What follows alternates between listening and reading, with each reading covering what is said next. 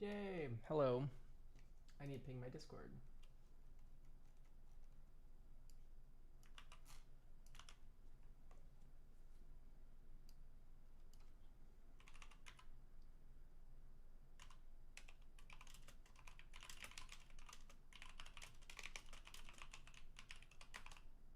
Boop, boop, boop. There we go. Hello.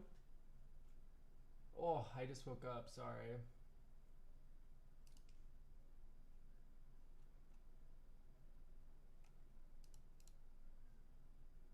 I need some music playing or else I'm gonna fall asleep.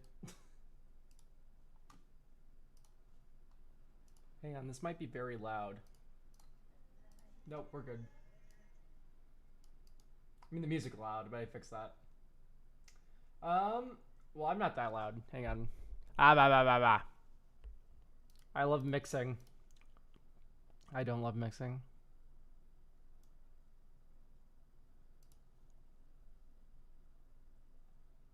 You put the wrong date on the coffee? I have not updated the coffee yet. But yeah, true. You right. God forbid I do one thing wrong in my entire life. It says Sunday deck review. You can piece it together.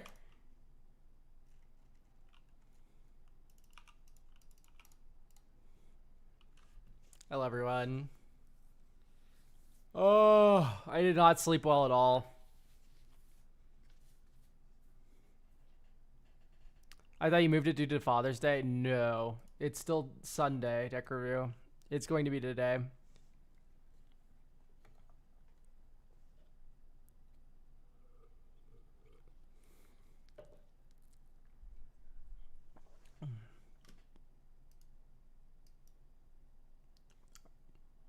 Yeah, I slept so awful. Maybe it was the infinite beers I had before I went to bed.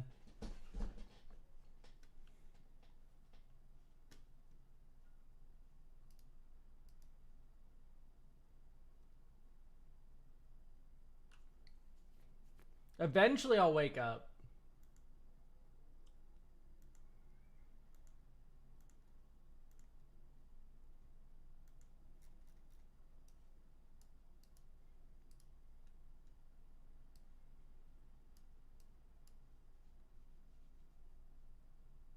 Okay, great. I have everything set up on the left here.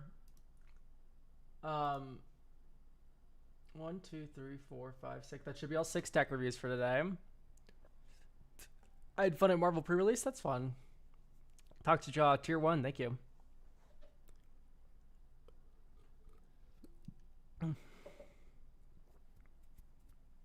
Okay.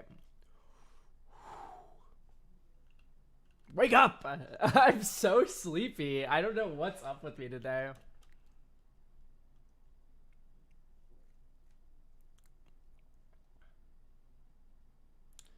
I hate to be that guy, but I might invade the Red Bull that's in my fridge. I normally don't drink caffeine. Whoa, Zenthus. Thank you for the tier 1. Starting a scam train. Alright. Domachi, I see you're here. So, let's get going there. Ghost Corporate Saboteur.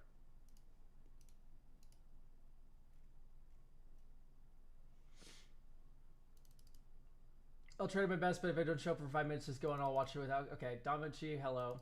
The deck is Voltron with a sub theme of phasing, since it's what I wanted the commander to be, but sadly wasn't. I see. My history deck is about 20 games, and I always run out of gas around turn 8 for some reason. It just hits walls where I'm top decking. Are there any cards I've missed? Or any better cards that I... For what it... Okay, any better cards than what I have? This is my newest deck. Any advice would be amazing in the sense of... In this... The amazing sense... Ah, I see. Since the commander is my favorite character in all fiction, he rarely gets the love that I think he should. Okay, cool. The word you're looking for is since, not sense. You fool. How many lands are we running? 38. That is a little low. We're running Wayfarer's Bauble? For why? It is kind of capable. It's not that capable, but it's okay. I also don't like Ethereum Sculptor that much. I don't know what's happening here. So, like, it's equipment theme, I imagine. Yeah, there's an equipment theme. I generally don't like Ethereum Sculptor for equipment decks. I like Ethereum Sculptor in, like, artifact combo decks where you need to reduce the cost of important artifacts to 0 from 1. That's where I like Ethereum Spinner. I like Ethereum Spinner when you write a replication in and you start casting, like, free 5-mana artifacts. That's funny. Neither of which appears to be what this deck is doing, which is not my speed per se.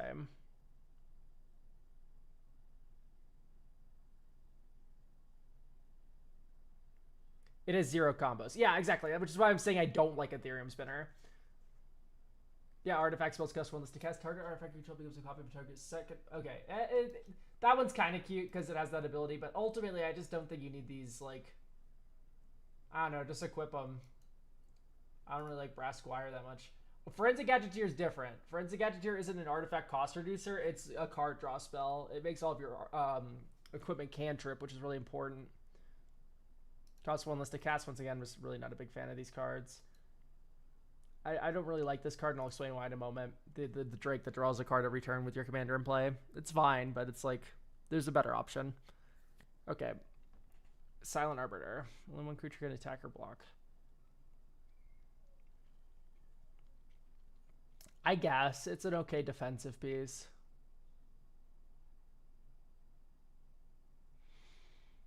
Okay. Yeah, I like the Isior. The Isior is cool because you just go Isior and then you can place Ghost directly. No one can fucking get rid of it because it's Ward 3. Guess they have a Slaughter Pact. Feed this form Toxic Deluge. Sure. Dark Ritual. A little turn 1 Ghost action? That seems a little dangerous.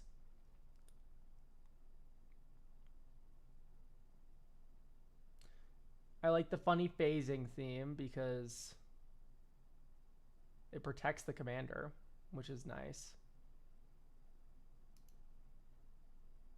I see. Okay. This is pretty nice. I'm sorry, did I just hear 38 lands is low? Yeah, 38 lands is low. It's like 40 is where you want to be. That's where I always start off. Equip 2. Okay, sure. Does Turn 1 Ghost actually do anything other than hit someone for 2? Yeah, no, exactly. That's what I'm saying. It's like, I think I'm going to cut out the Wayfarer's Bauble and just like all the rocks. It's like, you can keep Arcane Signet, Soul Ring, and then everything else must go. No wonder why you're gassing out so hard. You're literally vomiting out your artifact hand of mana rocks and equipment, and then people are killing your commander in response to your equips, and then you fucking die.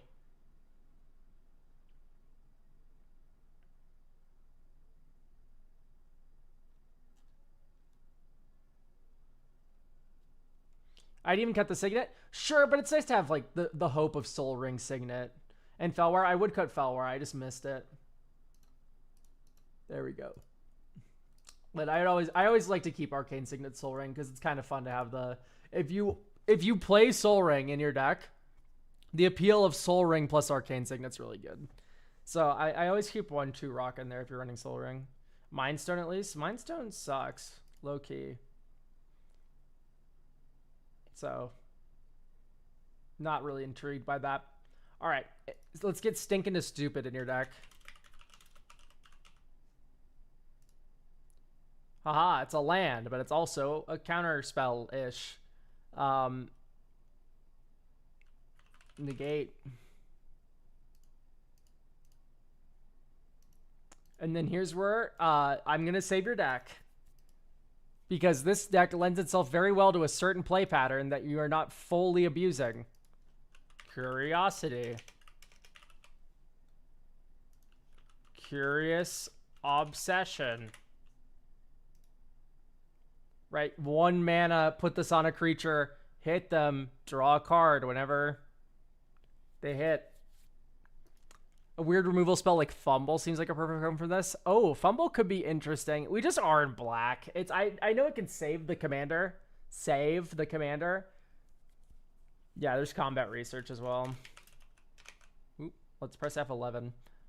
It's my favorite activity.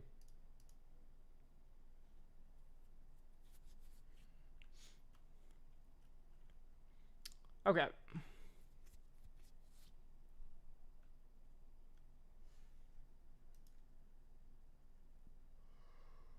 So this should stop you gassing out because these turn into multiple cards. Fumble attaches for free, so kind of nuts. Fumble's also not really that good as a protection spell on our own stuff. I don't know. It's just not that good.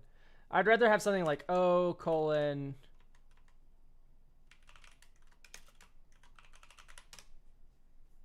Isn't there a bounce spell that also returns all the ores and equipment on it? Gain control of all. Yeah, that's fumble. Return target creature and all ores attached to it to its owner's hands. It's kind of cool, right? Sig River Cutthroat. We need to get a +1 to Ghost, which isn't hard because we're full of shit that does that, but yeah, Sig could be interesting. Yeah, so let's do Sig. He's so pricey. $4. Wow. All right.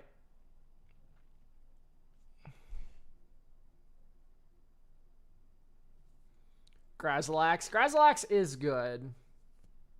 I'm just mad that we can't use Grazilax's blocking ability. I think I would prefer Enduring Curiosity, right? I mean, maybe just run both. Maybe you just run both.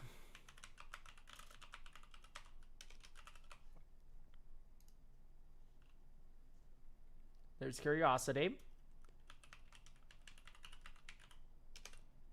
We only have 5 other creatures. That's great. These just draw cards when the commander hits, which is insane. Grazilax. And then we can do something like Battle Shrieker.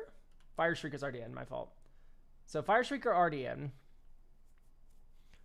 Drawing less per god. Okay, there's only so many Curiosity. I would pay 3-4 mana for a Curiosity in this deck, so that's why Enduring Curiosity's in.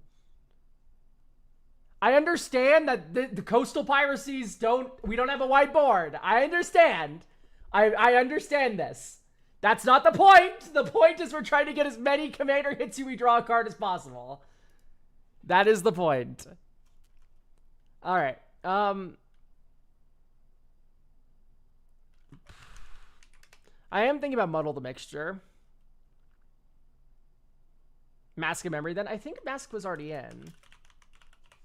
I'll also get the Soul Stone. Yeah, Mask of Memory already in.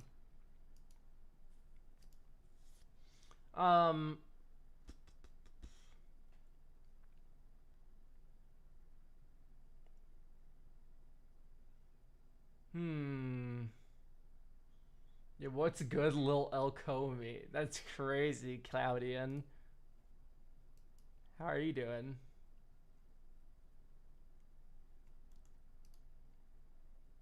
Okay. Ophidian Eye. Hooray.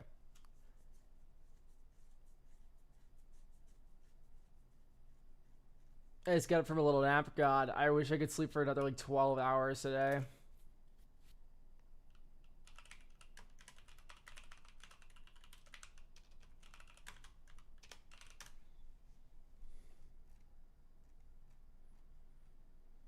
Flusterstorm wouldn't be bad.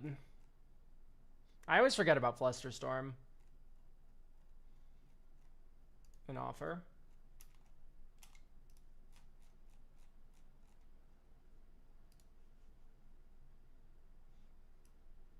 This is some weird shit with the Darksteel Citadel. I don't like that. It's a gorgeous art, but it's just not good practice to have a colorless land in a deck that's this low to the ground. Or at least not one that's giving you much value. Okay, this is keepable. Land. Commander's Plate. Next turn. Water Grave. Reality Chip. Whoa. Next turn. Drowned Catacomb. Pass.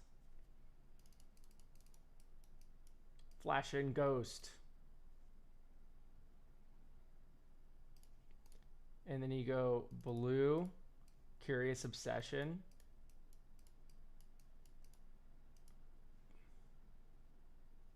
1 Shadow Spear, attack, draw a card.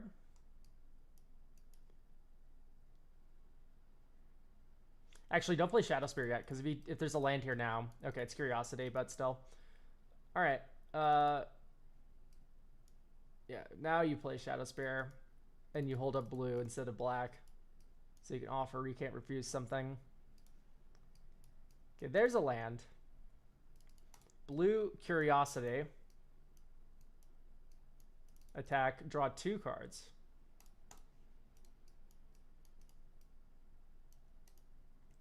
Island. 1, 2. Equip the reality chip to your commander. And then you pass. And the reason is now you can pitch cast Force of Negation off the top of your library. Which is cool. And then Island. There's actual Coastal Piracy on the top of our deck. Okay, so it's a sort of War and Peace.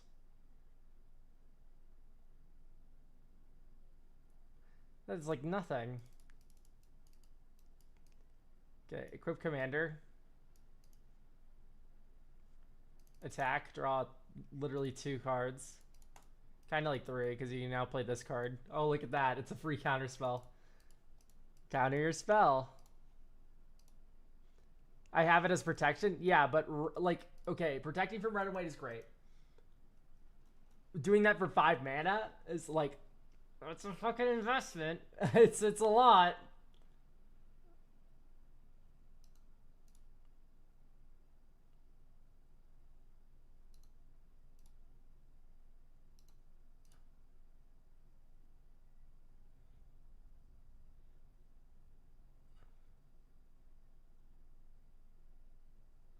Okay, that's a cool card. All right, so all right, let's add some card to this deck. What's Deadly Rollick here for, TBH? What's free removal spell doing here in our tempo deck? What is Deadly Rollick for?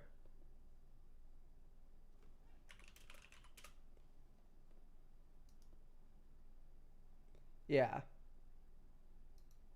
The Enigma Jewel. Enigma Jewel's a really good answer. You can do Enigma Jewel, Pit, Automaton, and Omenauger. These are all cards that tap to add 2 mana for activated abilities only. So actually, this is a much better way of ramping, and it's way better than the stupid Brass Squire, because, right, these are all insane like mana bombs. Honestly, if you want like the most supreme best addition to your equipment deck, it's Urza, but he's a bit strong. But you can tap they become mana rocks, your equipment, that you can use for counter spells. And he also lets you tap clues from Forensic Gadgeteer. It's very fucking strong. I mean, we can add it to the deck if you're interested, but it's a card that'll push some people over the edge. Ice Cream Swagger? That's a cool name. It's Ice Cream Swagger, actually. Ice Cream's Wager, perhaps. What was your favorite set from last year? Probably Edge of Eternities. I'm trying to stay in bracket 3. I mean, this is still bracket 3. It's just a salty card, is all. It is just a salty card.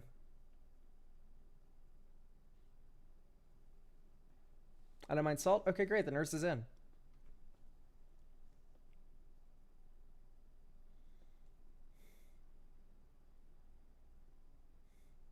The only card I don't want to run on study, that's fine. Because you don't really need study. Actually, you know it's a really good card for this deck?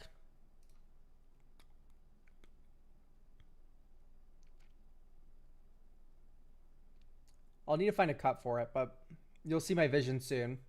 Let's cut sort of the Animist. And then you can run Waterlogged Teaching.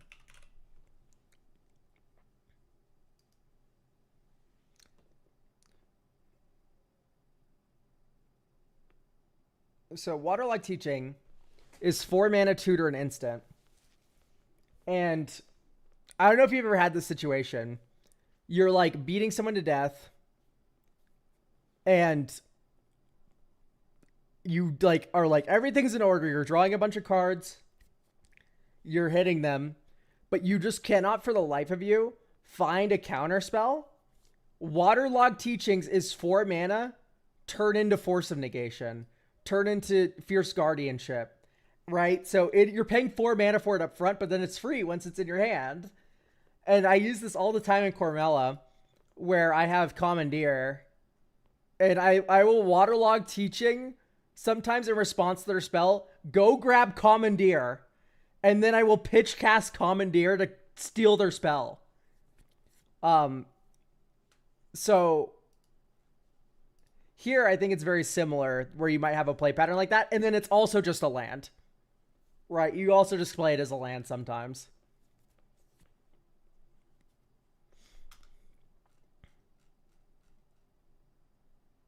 What's your favorite set from 2020? Ooh, that's a hard one because they all kind of suck.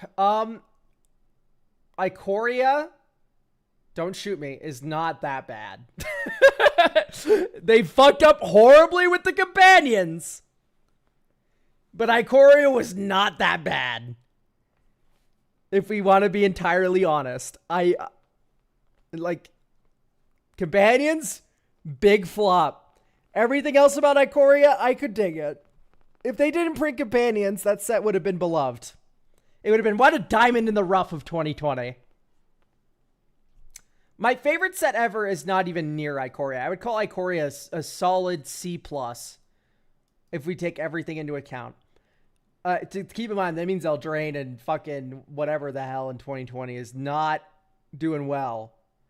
Hang on, wait. Was M19 technically in 2020?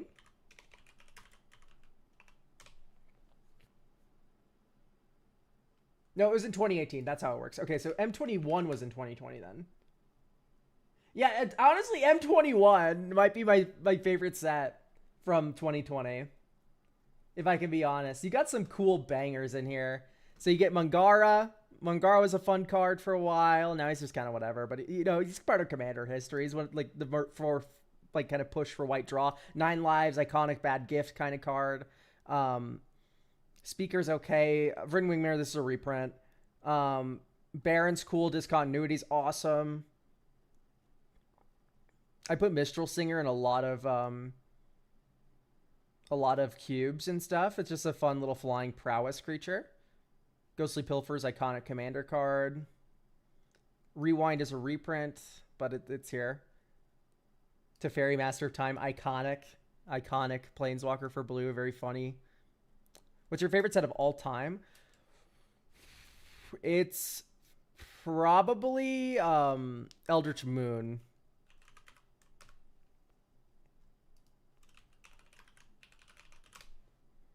Just look at this fucking set, guys. Let's just take a second here. Appreciate it. Gaia Reach, Selfless Spirit, Eldritch Evolution, Imprison in the Moon, Murder, Sigarda's Aid. Well, this Murder is a reprint, but Sigarda's Aid, Splendid Wreck, Thalia, Emrakul, Tree of Perdition, Bruno Gisela, my favorite cards are right here. Right.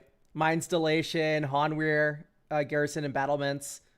Like, wow. Ishkanah, I love Ishkanah. It has Thalia's Lancers, my favorite, like one of my favorite tutors ever.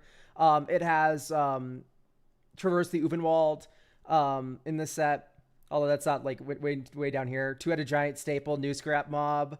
Grimflayer is fun. Is this one put it on the battlefield? Deploy the Gatewatch? Yeah, put 2 of them on the battlefield. The fucking cool Planeswalker card. Like, overall, we get like the first O-Ring Aura. Like, this shit's awesome. What a cool set. Joey has sold me, though, that the best set ever for Commander is actually Avacyn Restored. Like, this is the best Commander set ever. That isn't an official Commander product. This is a standard legal set. But, like, before they started designing around specifically Commander. And it's literally the best one. It's literally the best one.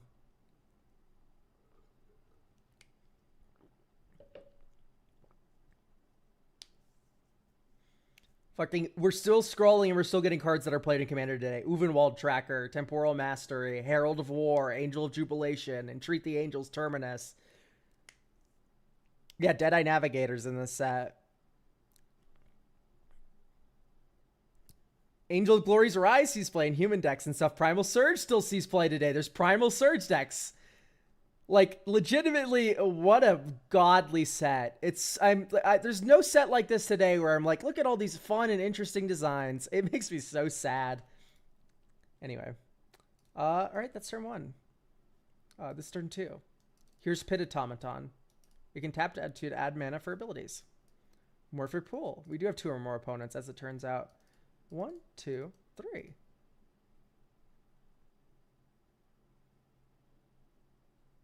Honestly, I don't want to play my commander. Dude, I might just pass. Fuck, we didn't draw a land. That's such a bummer. I wanted to draw a land this turn to play commander, and then you slip out the Backet. But I guess the cards... Once again, we added lands to this deck. This is why I'm saying, people, 38 lands is too low. Most of you understand this, but, you know, it's just like, it is the truth. You need 40 lands. I would rather flood out than screw in this kind of deck. And besides, MDFCs help with the flooding out anyway.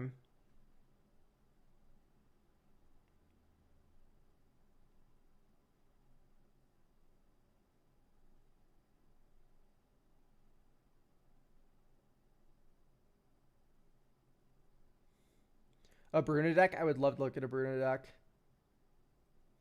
Which Bruna? The fun one or the Eldritch Moon or the original Aura one? I'm joking. They both can be fun, but I'll probably just cut like another equipment. The Meld one? Hell yeah. I love Bruna. Bruna's super interesting. Honestly, I'd probably have a Bruna deck straight up if it wasn't for Kellen. Was that Dragonfire Bladed Assad? Love that card. Yeah, it's a pretty good protection spell, honestly. And then it just helps you beat them down more. Okay. One more land is, let's just do like Felder Parade Fane's already in. Hagra, Mauling. Another 4-mana murder, please. Play test, discard. Okay, this is by definition keepable. Dark Slick. Swamp. I guess Seat of the Synod. Swamp. Flash out Commander on end step. I forgot this thing has flash. Silly me. It's a modern day card. Okay, so 1, 2, 3. Play and equip Shadow Spear. Swing for 3 lifelink. Tap not like an idiot, so we can Flusterstorm something. Next turn. Okay, that is Black Blade Reforge, which is very nice. The Cosmic Cube. Greatest power, I say. So we want to go 1, 2, and then swing pass, and then you go 1, 2, counter their spell. Next turn. 1, 2, Pit Automaton. Fabled Passage. 1, 2. Equip, swing for 1, 2, 3, 4, 5, 6. Anyway, we fetch with Fabled Passage to thin our deck a little bit.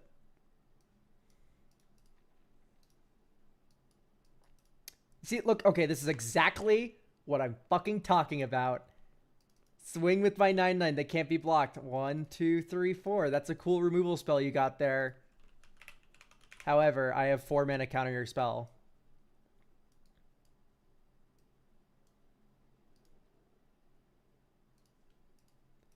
Two, 3, 4, 5.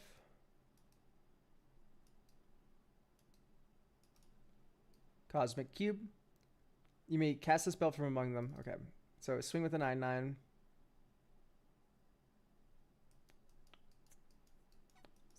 Nice. We get a 4/4. Or a good 4 mana card. It's still pretty good. 1, 2, 3. Draw 3 cards. Blue Enigma Jewel.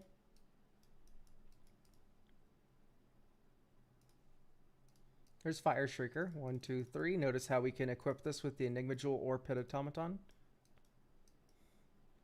1, 2, 3. Equip this with Pit Automaton. So at this point, it's at a billion, and it's one-shotting people. But it's also turn 9. But we had a lot of counter spells. It's reasonable to believe that we could make it this deep into a game, especially with lifelink. So how do we prison out opponents from hitting us with their creatures? That is the big question of the day. We had Meld last year in Final Fantasy. Yeah. Fang and Vanille.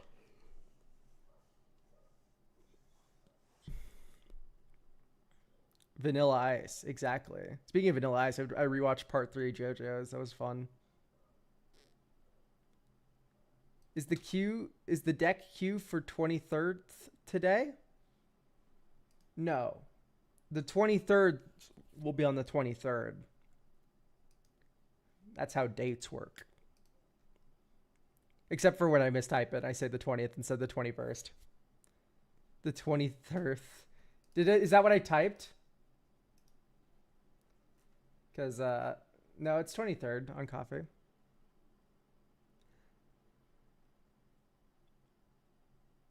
I love this song. This song is really nice. Anyway, I think this is about good to go. I feel like you're going to find this a lot more enjoyable because we just added so many cards that say when your commander attacks, you win. Like, you're just not going to run out of cards. Which is the main concern, so...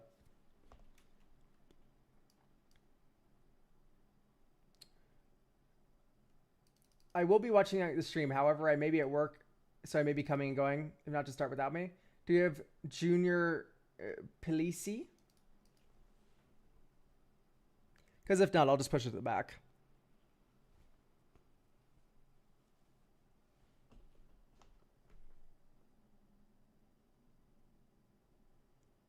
I'm here. Hello.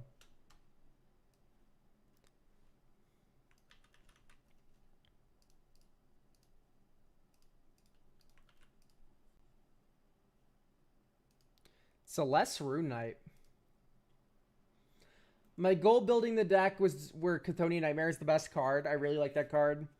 The game plan is to repeatedly return small creatures to my graveyard to buff all my creatures with Celeste. I also like to loop creatures like Kami of False Hope and Selfless Spirit, my man. There's also a Mishra Meld as a full fun backup plan.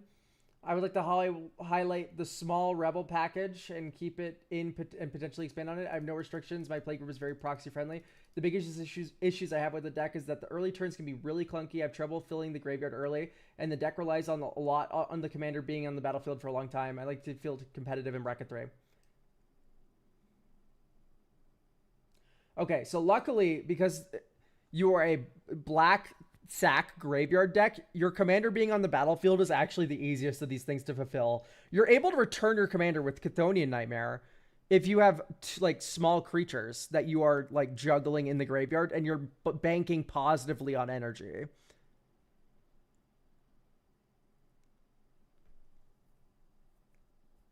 Okay, Crack J, what's going on here? I'm not clicking on your Shopify.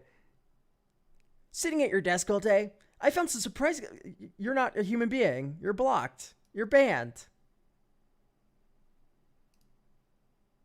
Get out of here. Your fucking advertisement. No one buy those. Anyway.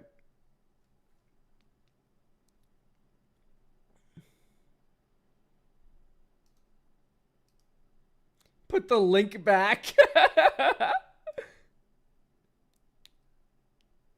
I have not had a spam bot like that in so long.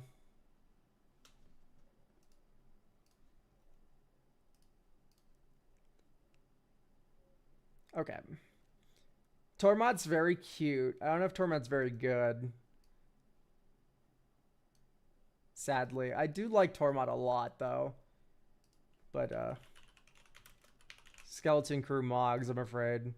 You're just able to return this as well for 6 mana, and then you don't care about anything other than creatures leaving your graveyard anyway.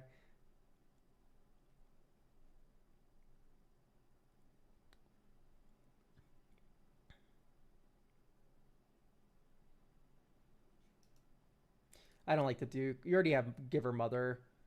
And okay, weird. You don't have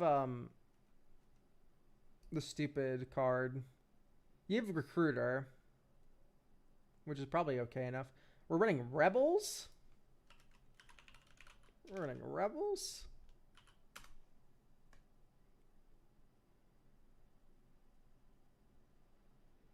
Do you mind unbanning me? Yeah, sure. I can pass that message along to mods.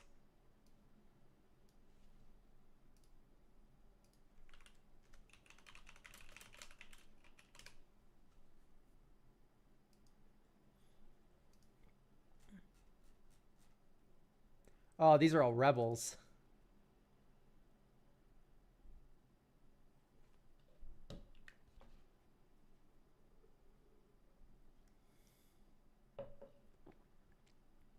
Anywhere other than the battlefield, though.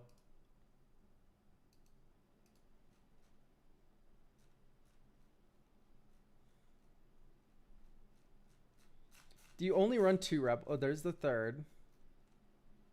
No, it is Lynn Civvy herself.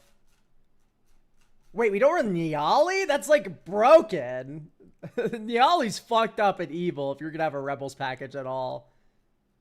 Get back here. Yeah, Niali, Sun's Vanguard. Attacking tokens you control have double strike. Whenever one or more tokens attack a player, exile the top card of your library. So if you have anything that's like on death, make token, you're like set for life. But honestly, it might just be right not to run Rebels. As cute as of an idea of it is, as it is.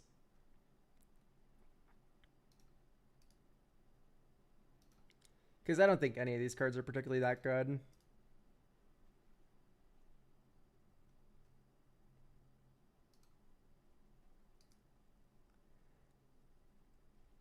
You can cut the Rebels if you think it's best. Yeah, you already have Recruit of the Guard. You're creating a lot of reliability with just small creatures. You also have Starfield Shepherd.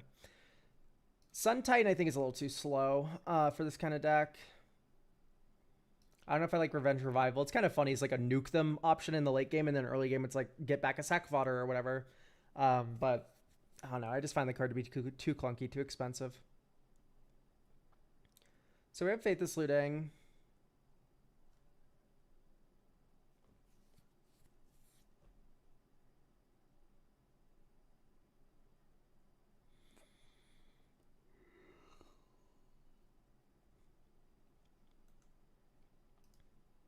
I don't know why we have a Chaser in our deck.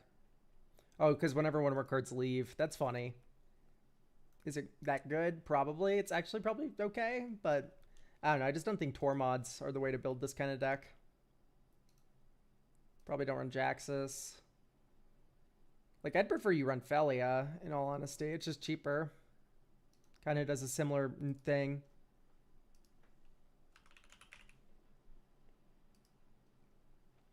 You could probably do with cutting a land. You can probably just start at 40 and work from there. So anyway, Felia in. I fail to see how we're getting Fear of Missing Out online with this feud spread of card types. Like, it's still a good card. Just, I don't know. It's kind of mid, I think. All right, let's talk about Aether Revolt. Dink. As long as a permanent left the battlefield this turn, if a source you control would deal non-combat damage to an opponent or a permanent opponent controls, it deals that much damage plus 2 instead. Whenever you get 1 or more energy, Aether Revolt deals that much damage to any target.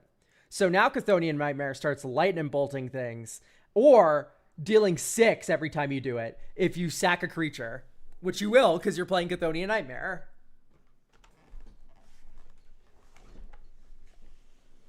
So here's Aether Revolt. Since we're here, Dead Guide of Souls.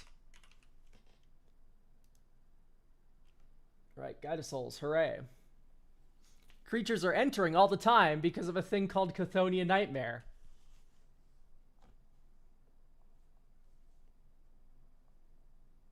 So since we're here, Let's add Moonblessed Cleric. Because your issue isn't getting small creatures that you can loot. You have a billion of those. You're set. Your issue is getting the Chthonian Nightmare.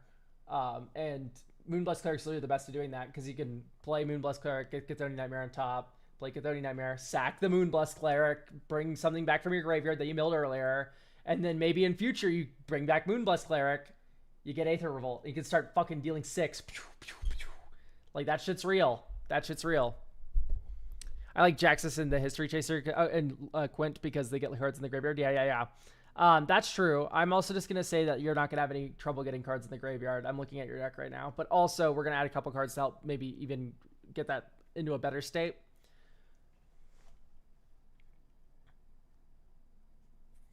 So, what is that going to look like, though? Because you have Season Pyro. Season Pyro is pretty good.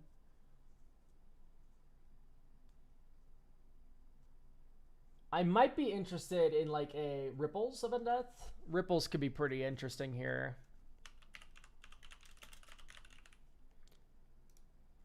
You can do the Hideaway card. Hideaway's a lot of fun. Yeah, let's do Hideaway.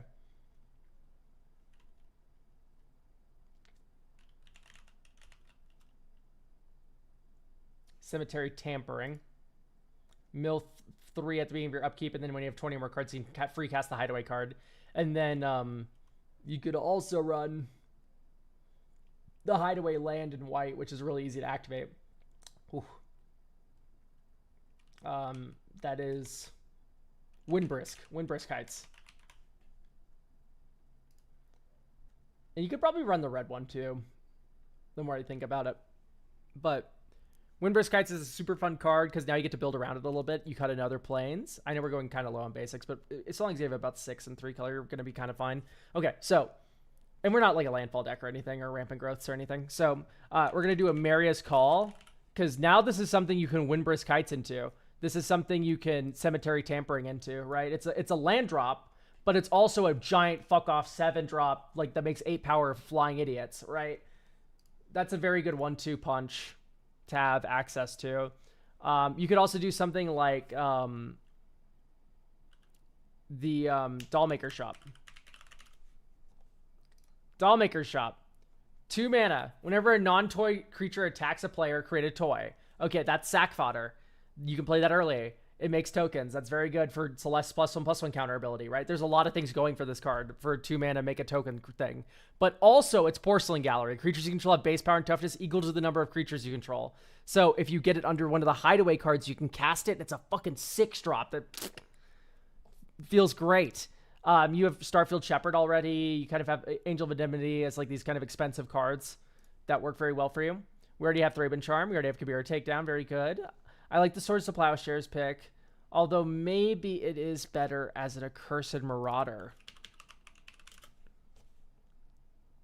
Accursed Marauder is, of course, a removal spell that you can loop, which is pretty important. I've been kind of off of Unearth, especially if my commander isn't 3 mana.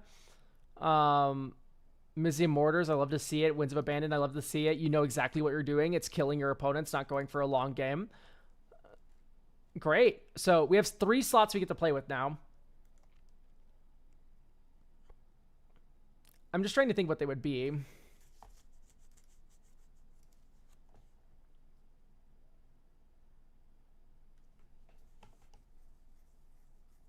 We could go for Dredgers because you have a lot of draw than discard effects, which are very good.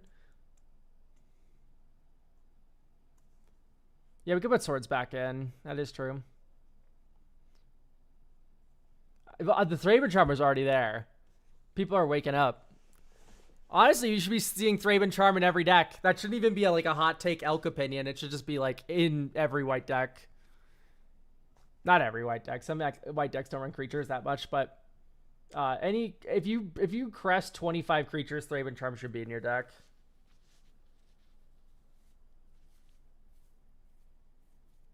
Because that plus your commander is going to add up to killing anything you want.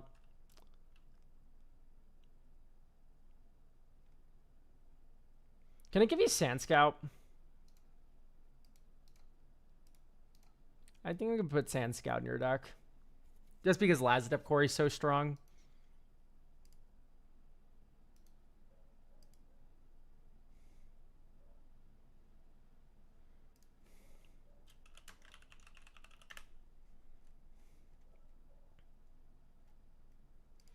You could use Arid Archway in this deck, even though it's like not helping you cast your commander on curve, which is a little problematic, but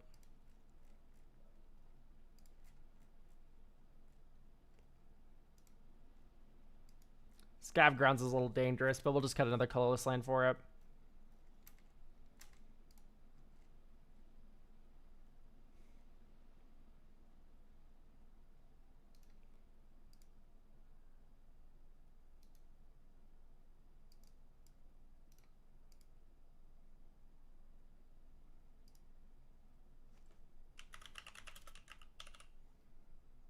Okay, great. So we've added a desert package to get Last Step Quarry. And Sand Scout, wait, Sand Scout's great with mill, because whenever one of our desert cards are put into the graveyard from anywhere, including milling them or discarding them. So this will just make you tokens that you can sacrifice to Chthonian Nightmare as well. Beautiful. This song's what I imagine ADHD sounds like. I guess, maybe. I don't know. I like this song a lot. Jordan Mason's really overlooked kind of orchestral, like rock, weird. I don't know. He has a really weird sound I can't quite describe.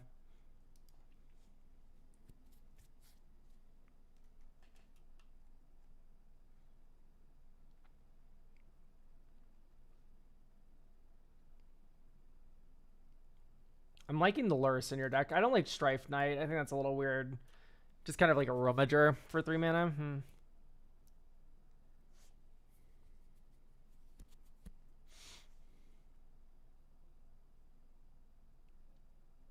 That card's kind of cool.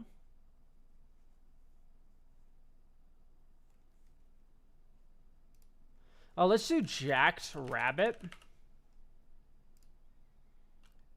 When it enters, you create a number of 1/1 white rabbit creature tokens equal to Jacked Rabbit's power. So Celeste buffs it up and then you explode them, or Jacked Rabbit gets like buffed by Porcelain Gallery, or just 2-drop that makes sack fodder early. Like literally everything you want is in this one card. Okay, and then now we can maybe look for some more redundancy to Chthonian Nightmare. My first thought is just Living Death. It's really just hard to pass that up. I know it doesn't really work with your commander all that well. Like, she's not going to trigger and make your board a billion, right? That's not how this works.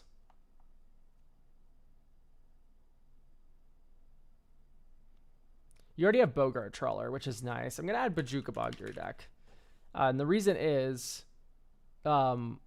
I like having Bogart. Oh, you already do. Let's not make your mana worse. Thraben Charm's already in your deck. You could probably one-side the Living Death if you want.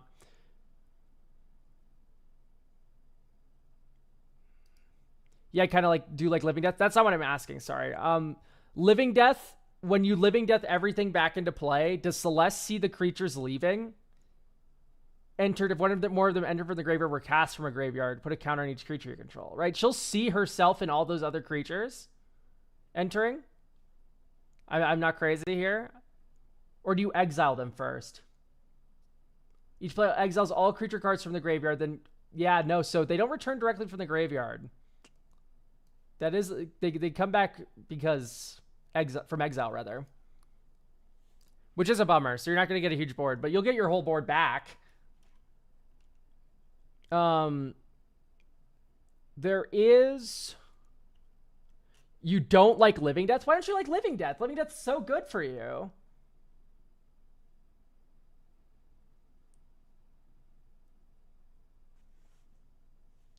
I just want to probe your brain a little bit here about why you don't like Living Death. Maybe I don't get it. I'm going to say you don't get it. Because this is a board wipe mixed with a mass recursion card, mixed with, like, you can make it one-sided with Thraben Charm or Bogart Trawler looping or etc. Right? Because when you start sacrificing a bunch of shit and you start milling a bunch of shit, and at your graveyard's like 20 creatures and your opponent's graveyards are like 3 to 2 creatures, and maybe even then you have Thraben Charm to exile them, and you make everyone sack their entire boards, and then you bring back everything from all graveyards. It's insane. Living Death is the best card in your deck. Yes, that is the best way to put it. This is the best card in any black-red based sacrifice deck. When you say it like that, it makes sense. I swear to you, this card is broken. It's evil and fucked up. That's what this card is.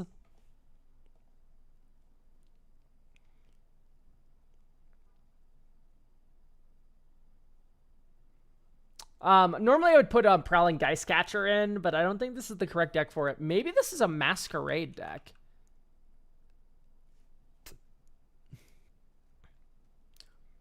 It's an enchantment, so you can get it with Moonblast Cleric. And it's really funny. Oh, but you exile the creature that you're sacrificing. That's a tough sell. But you do this, you just choose a bunch of tokens. Right, you just sack the tokens. That's okay. Yeah, because you don't care if you exile tokens. And it doesn't exile it instead, so you still get death triggers from them. I think it's fine. Let's try it out. All right, playtest. Draw. Ziggurat. Mother of Runes. Next turn. Agonjo. Pass. Velia. Next turn. Sundown Pass. We do control 2 or more other lands. 1, 2. Starfield Shepherd. Kami of False Hope. Attack with Velia. Flicker. Starfield Shepherd. Remember, this would have been a Jaxus. In which case, we wouldn't have been doing this. Okay, Flicker, Starfield Shepherd. Get Plains. Plains should actually be the basic we double up on just because of Starfield Shepherd. Next turn. Plains. 1, 2, 3. Moonblast Cleric. Moonblast Cleric goes and retrieves Chthonian Nightmare. I can't spell. There we go. Black Snarling Gorehound. Okay, sack Kami of False Hope. Next turn. 1, 2. Once again, this would have been Swords to Plowshares. This enters. Surveil 1, because it's creature power 2 or less. Malakir Rebirth to Graveyard. This gets sacrificed. Land for turn. Oh, we had to have tapped like that. We don't have an actual black source. This was not something I pondered. It's okay, because we can Celeste Dig for 1 next turn. So I guess here you just Jackrabbit. X is 1, Surveil 1. Okay, top. Godless Shrine. Okay, here we go. Dink, Godless Shrine. We need to give you more black sources. Because you want to be able to cast Chthonian Nightmare multiple times in a turn.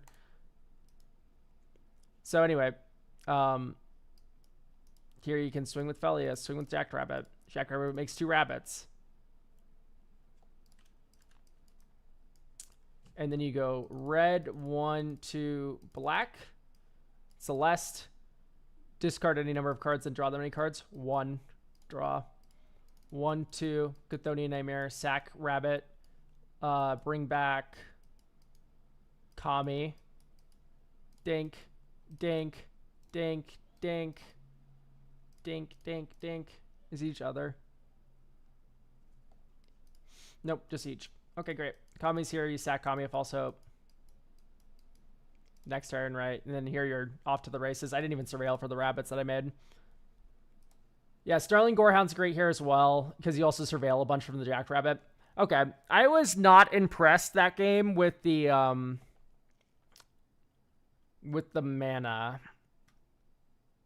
So I'm actually going to cut Arid Archway. It's so nice to flicker Sand Scout, but honestly, it's just like I don't think you need it. 2 colorless seems very hard for this deck, especially since you kind of have a craving for black mana, where you want to be casting Chthonian Nightmare multiple times in a single turn, and that's going to require multiple black pips to do. And you could offset the difference by running Pitiless Plunderer and Mahadi and making a bunch of treasure tokens for each thing you sack. But I'm just trying to think if maybe we can try running Filter Lands first, and then we can kind of go into like the rest of it. Meteor Crater's cool. I've never seen this card. It's from Plane Shift. I mean, I'm not running it, but it is a cool card. Let it be known. Spectator seating. I'm gonna actually be critical of the Boros ones. I think we want to have a bunch of Orzhov lands. Anyway, is Filter Land. These give you mana, right? Fetid Heath gives you black, even if you have white source this land, which is very nice. Graven Cairns, and then Rugged Prairie is kind of worthless to us because we don't care about filtering into white or red. We only care about filtering into black. You could run an Urborg, but I don't know. Ding, ding, ding, budget. Because Urborg would really help you. I'm not talking about putting Cabal Coffers Urborg in. I'm talking about just Urborg, fixing Urborg. But we don't need to do all that. In fact, actually, what I think we can do is just run Weathered Wayfarer.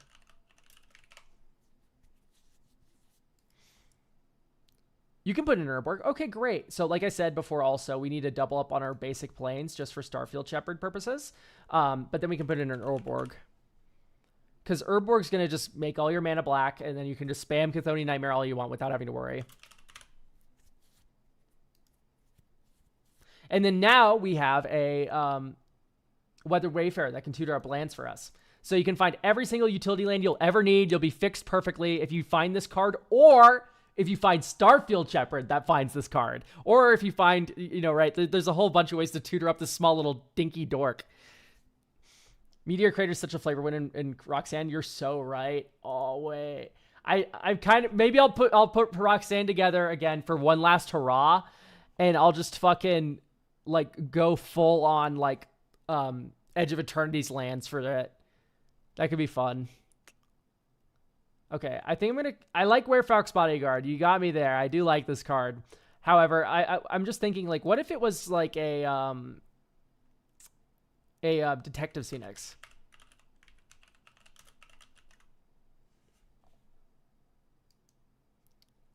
Detective Phoenix. Bestow, red, collect evidence 6. Your graveyard's going to be full because we're milling a lot.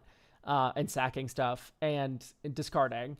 And then, so that's going to be an easy ability to activate. But also, it gives your attackers haste, of which you have a lot of attack triggers in the deck, and it also makes the attacker safe. So you can give Felia haste and flying. You can give +2/+2 haste and flying to Jacked Rabbit. Normally the +2/+2 wouldn't matter that much in a game of Commander. However, on the Jacked Rabbit, that makes now 2 extra tokens for 1 mana. That's really good, right? So Venerable Warsinger works with Detective's Phoenix as well. In fact, I might put Troll of Khazad-dûm in your deck, because Troll is a 6-mana card.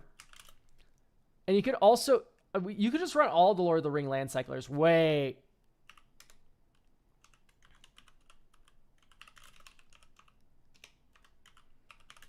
I think you just run you run Eagles, because you're a go wide deck that wouldn't mind the pump if you had to hard cast this. Oliphant. Okay, great. It gives another thing trample, and then Troll's just Troll. It's like fine. And then you cut 3 lands for these, or 2 lands maybe. Probably a Gonjo.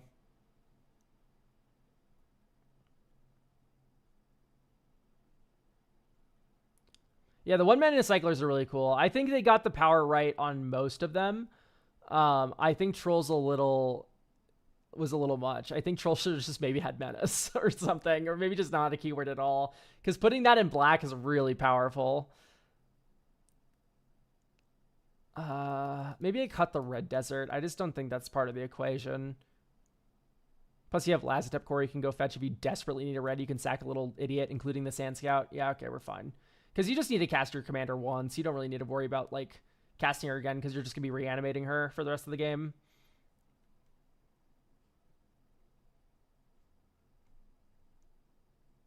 You think they'll get a reprint in the Hobbit set? I mean, you have to reprint Lorien Revealed. There's just no way. It's not a bonus sheet kind of card, right? Plus, that kind of makes your product more chase, too. It's like, oh, look, Lorien Revealed's in the common slot. Let's go get this set, guys. Let's go draft the Hobbit.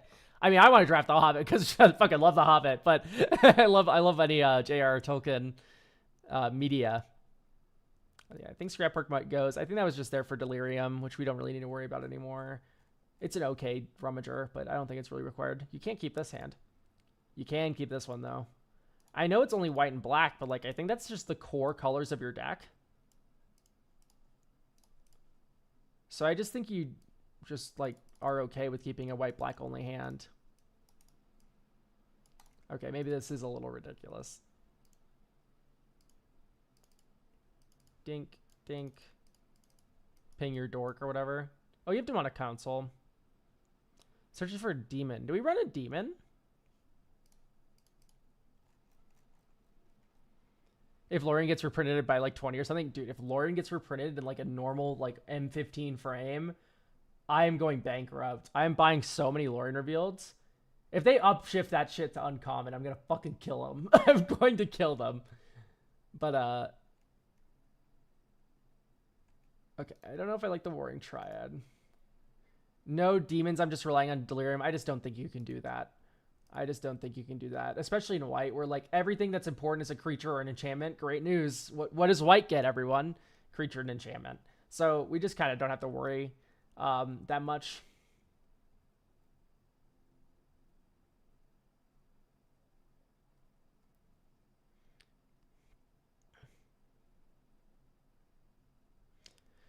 When you mentioned Thwaite Charm, I was reminded I need to be putting it in my catcher deck, but it's hard to cut for me. Yeah, I used to run a no catcher deck. Are we talking God Eternal Oketra or Oketra the True? Because I used to run God Eternal Oketra as a deck. God Eternal, okay. But I've seen Oketra the True, which is why I ask. I don't think that's that crazy of a question. I know Oketra the True sucks way harder than God Eternal Oketra. However, the card is actually just kind of fine.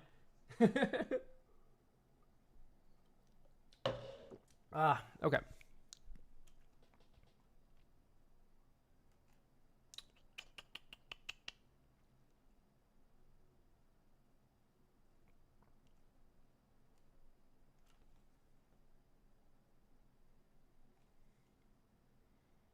Okay, this is looking pretty good. Typical Mardu deck for Elkington. Damn, $40 for the alt version? That's crazy. Oh yeah, this returns mana value 3 or less non-aura. Okay, so I wonder if there's other cards that say leave your graveyard on them.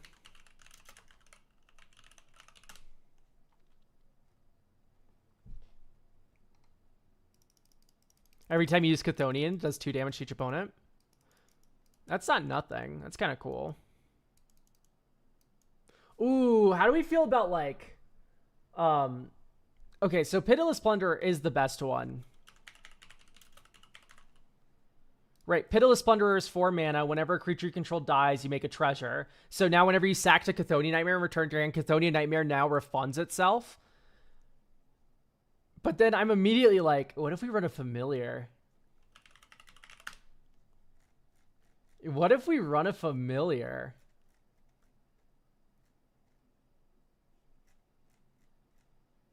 Green and blue spells. Yeah, black and green spells cost 1 less, and then it's a 1/1 first striker. And so now black spells cost 1 less. Whenever a creature dies, you make a treasure token. Ding, ding, ding, ding, ding. You're able to do Chthonian Nightmare as many times as you want in a turn. Maybe it's maybe a bit cheesy. I love Orange Soul Trader over Pitiless Plunderer these days if there's a budget restriction. So they're different cards. Warren Soul Trader needs you to sacrifice the creature, and then you get the treasure token. Pitiless Plunderer does it when they die. So it works better with Chthonian Nightmare, which is the core part of this deck, is we're Chthonian Nightmaring a bunch of little weenies.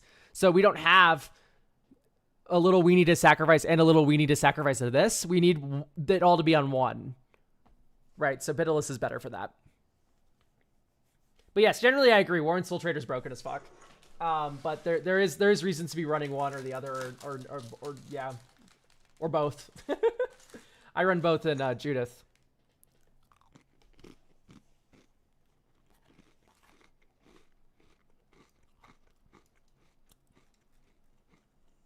Carnival of Souls, I guess. True. I'm gonna say just keep the Thunderscape Familiar on your radar. Don't run it. It's going to make your deck a little bit too much of a combo deck instead of a grindy value deck. But if you want a little spice of life, want to try out a combo deck for a couple games, you're able to put it in. Right, it's 15 cents, dude. Just buy one. We keep in Pitiless Plunderer, though.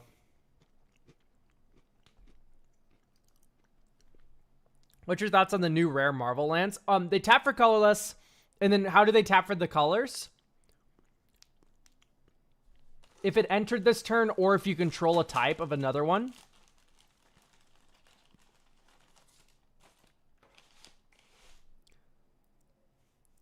You have a basic of this. Oh, okay. So if you have a basic of it or it entered this turn. Yeah, that cycle's cool. I hope to see it printed with not awful art.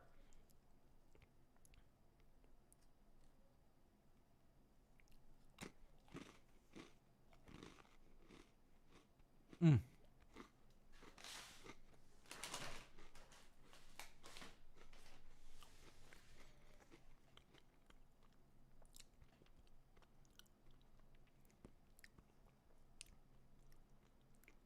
All right, we have one more card we get to add to this deck. Honestly, it might be another looting spell. Another rummager of sorts. Also looks like I only needed to buy an Urza. Oh, wow, you just already had all the cards in your collection? That's sick. Sick is an awesome. Let's just run a Bajuka Bog. Once again, I think adding the Weather Wayfarer actually pushed this over the edge for me, where I want the Bog now because I'm able to tutor directly for lands with the Weather Wayfarer, and that makes Bog a lot more valuable. Also, Bog is just, this is now 38 lands plus 3 land cyclers, so you are going to have a really consistent mana base in terms of finding your land drops, maybe not necessarily in terms of color, because you still might keep hands like this where it doesn't have one of your colors, but honestly, I think that's right if it's Orzhov. Dink, dink, Dollmaker Shop. You could probably attack with Mom on turn 1. They're just playing Arcane Signets over there. You don't have to worry about it. So, Dollmaker Shop, you make a toy.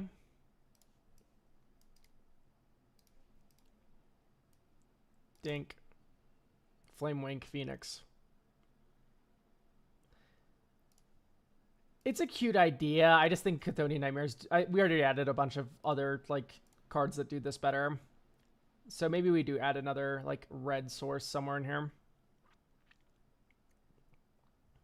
Honestly, it's probably just Ifnir or Lazotep. Not Lazotep Quarry, sorry. Shefet Dunes is white. Ifnir Deadlands is black. Ramunap. Haha. I got there. I just need to think of Ramunap Excavator, which is weird because that card's green, but Ramunap Ruins is red. So discard. Okay, this hand's gorgeous. Surveil 1. Graveyard. Next turn. Caves of Koilos, rather. Dink.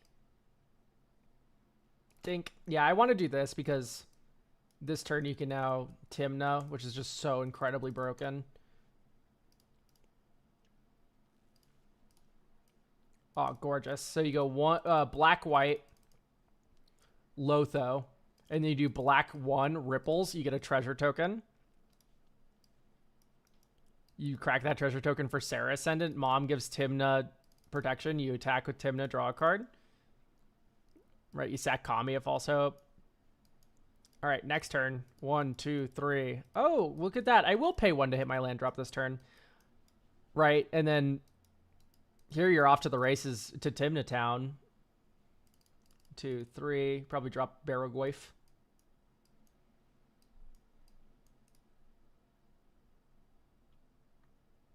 We still have a treasure token, right? No, we spent it on Serra Ascendant. That's right. Think 1, 2, 3. Yeah, so we have no means of triggering Lotho this turn, but we can. Well, I mean, unless one of our opponents triggered Lotho for us. But anyway, you draw 2 cards here, and then you start drawing 3 cards a turn. Like, fuck off. This is so good. Shoutouts Tymna. All right. Awoogie, thank you for the prime. Anyway, I think this deck's ready to go. Very cool. Chthonian Nightmare looping deck. No combos with Celeste, anything like that. I've never seen Tymna in casual. Yeah, but Tymna is still... Tymna's still good. I don't think Tymna's too good for casual, to keep in mind. But Tymna is broke as fuck. Would I be able to sneak in for a deck review today? I can normally catch streams. No problem if you can't. Hermando, did you get one for this week? Via the description below and all that?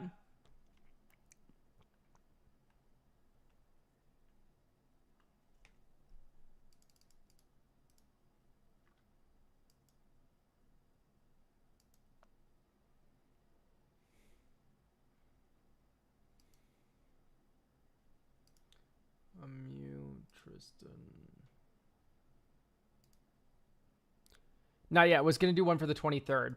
Okay. Hermando, I'm sorry. I don't think I can. I've been building up a limit to this where I'm like, I think 6, maybe even 7 decks a stream are like, it's starting to get a little too much to do it each stream. I think 6 is a healthy number, but I think once I breach that, I'm just going to give like whoever's last in order just like the worst experience ever. I'm going to be drained. But yeah, that's why I've not been doing free deck reviews. What I've been doing is been moving them actually. I think the first one I'm going to try is for this week, this Wednesday. If you have enough channel points, 45,000, you can redeem a free deck review on that day. And that's just keeping it to its own day of streaming is, I think, a lot healthier than just like jamming like 8 of them into a single stream where I'm like so tired of it by the end. I'm like hungry. I'm like, oh, make this get it over with. But yeah. But yes, I will. You can still watch the VOD on Tuesday, and hopefully you can make it on Tuesday. But yeah, sorry, I just don't think I can. Do we have Tristan or Mew the Fox? Or Market Gnome? Or Winter?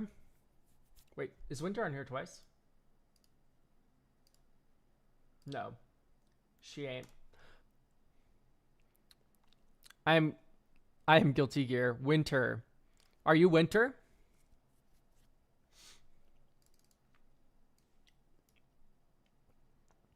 I'm Market Gnome. Okay, so we'll go Winter, and then we'll go... And okay, we're all here. All right. So we'll just jam all these in order then.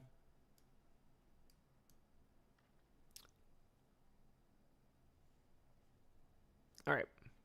So we'll start with Winter's deck here. God, the name Winter's so nice. Anyway, Ragavan. Let's read the blurb. This deck wants to give big creatures Mountain Walk or make creatures with Mountain Walk big. No Armageddon if possible. Oh, you know Elk. He always adds Armageddon to those decks. It struggles with card advantage and has no win cons, and the consistency isn't great. Okay. I'm not married to Commander. It's just an aggro deck. Okay. Goal, give Mountain Walk, kill you with Mountain Walk. Understood.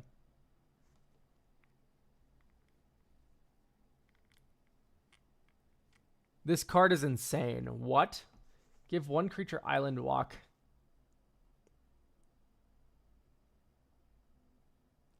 This just sucks, right?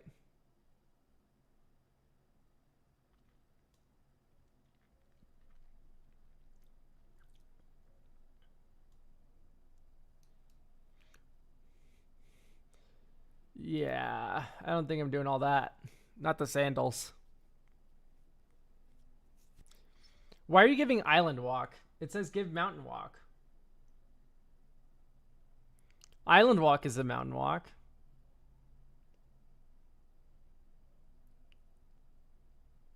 I hate blue players. Okay. We can work on this. For me, it's like, are there cards that make things into mountains?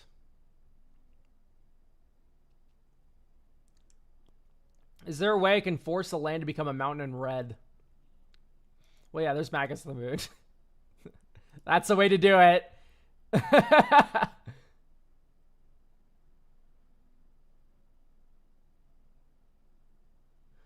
Blood Moon. Yeah, there are Blood Moons. Blood Moon is typically looked down upon. I wasn't expecting us to have so much aura today.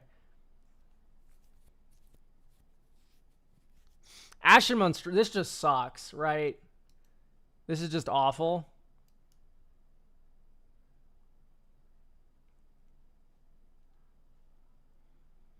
I see Arena of Glory. I see Anger. I cannot help but recommend, of course, Detectives Phoenix. And then the Oliphant.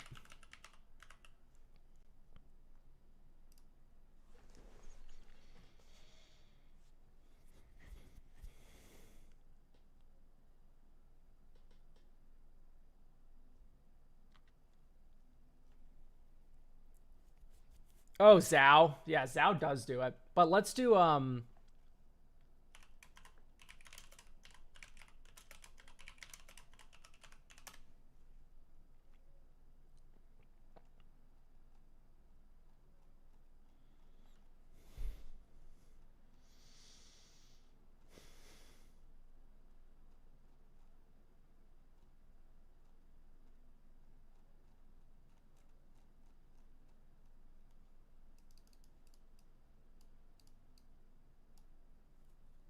shame for shame.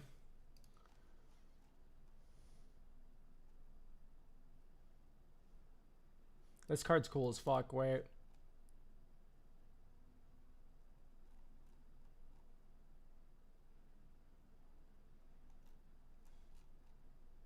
Past the Kavu tech? What's the Kavu tech? Target land you control. Ugh, terrible. What's the Kavu tech? This is not the Kavu tech. This sucks. Land, basic land type. Damn, you went through all this for a 3-2? Magic was fucking rawing fucking creature players back in the day.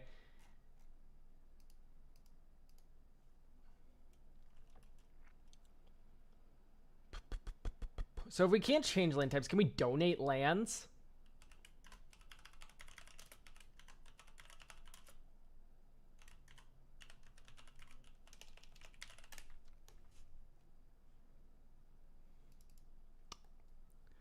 I know this harmless offering. Where it's like, here's a mountain, pal. You're fucked now. And you start mountain walking all over them. But is there a better version of this effect in red? That is the question.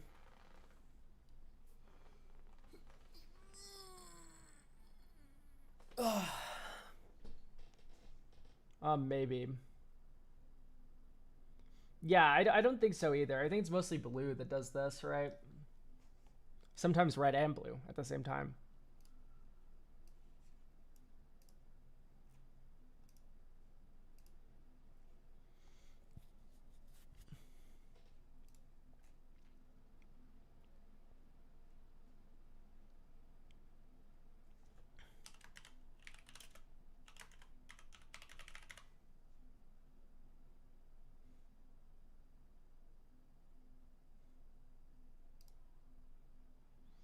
Once you establish Mountain Walk beatdown, how do people just not combo you over? Is Blood Moon enough? Is this a bracket 4 deck? Like, I think this is just a rule 0. Like, you know what I mean? Like, it's rule 0 tier, like, 3. Oh, Bizarre Trader. You're right. Bizarre Trader.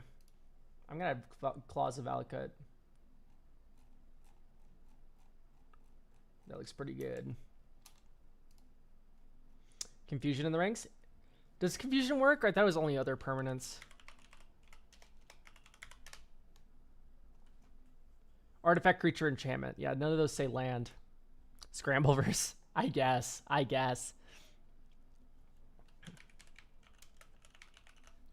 Yeah, you could do some bizarre trading action. Target player gains control of target artifact, creature, or land you control.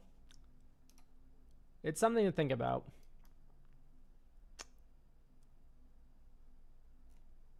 It is kind of cool. And the floor is like, it's just a creature.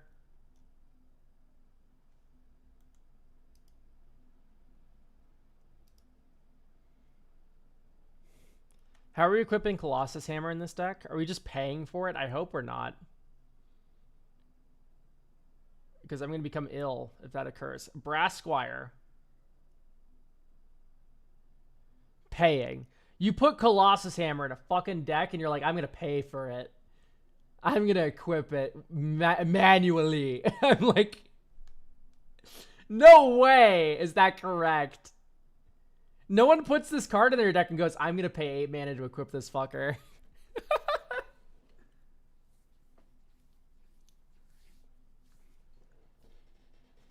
Oh.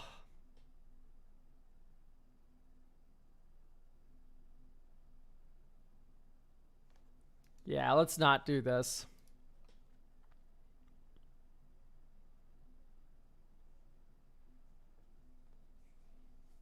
Sorry, I'm crying. It made me laugh pretty hard.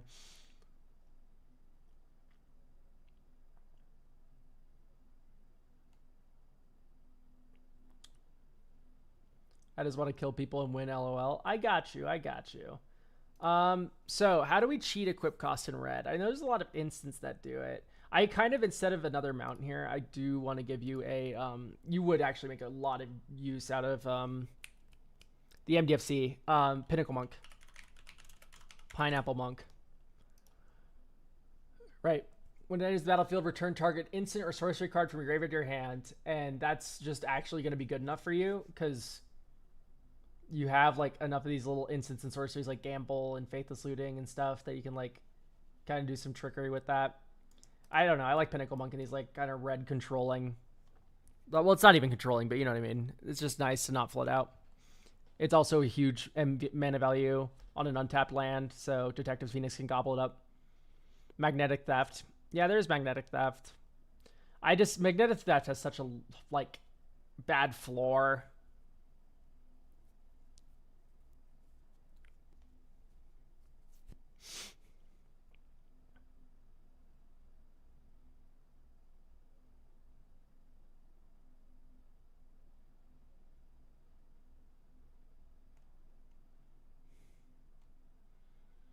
Would extra combats be a bit more of a kick to the deck? Yeah, I could see extra combats.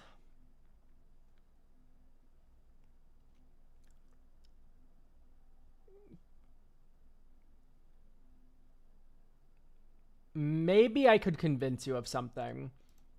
Commander's Plate stays.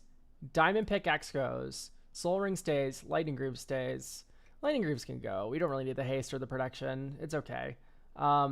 Mind Stone can go. Ruby stays.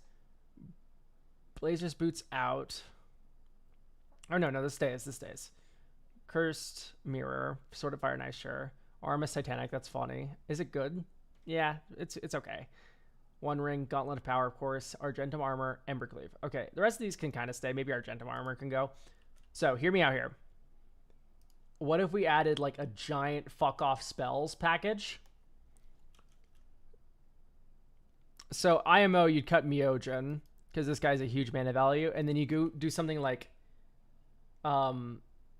Dance with Calamity. So now you know that your highest mana value is 6 in your deck. So you can cast Dance and like play Blackjack a little bit because you know you can't get higher than a 6, and maybe you've already drawn your Embercleave. Okay, well now I can kind of gamble, and maybe it isn't actually going to be like 6 or 5. And then what do you run with this? Oh, you also run Inspired Tinkering. Inspired Tinkering is an incredible card advantage card in red. Right, 5 mana, but you get 3 mana back, and then it exiles 3 cards. So it's like 2 mana, exile 3, you can play them until the end of your next turn, and then it also accelerates you a little bit. But this is what you run. Surge to Victory. Right? So instead of doing equipment, we're now kind of leaning into big instants and sorceries. So you can Surge to Victory, Dance with Calamity. Everything gets +8/+0, and they all cast Dance with Calamity. Or you like put it on Mana Geyser, you get a billion mana or whatever. Well, that's just +5 because you can't use the mana, but you get Inspired Tinkerings, you can use the mana. Glimpse the Impossible, same story. Love that card. Yeah.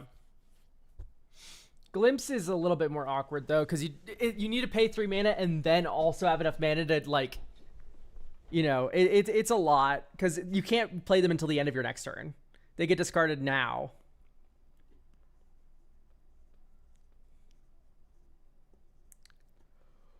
What are some more good instants in this kind of vein? You could do Mizzy Mortars.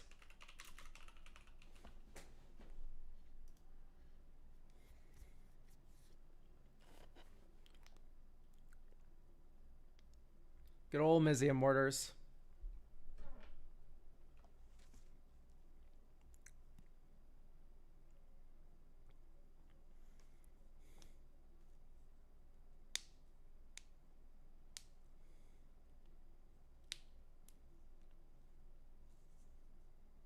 What are some other good big red sorceries or instants? There's like burn down the house. That one's kind of fun, but that's 5 mana.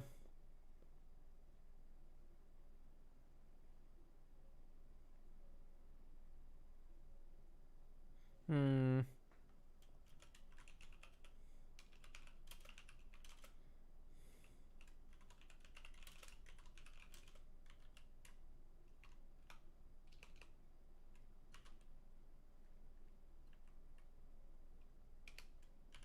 Do this.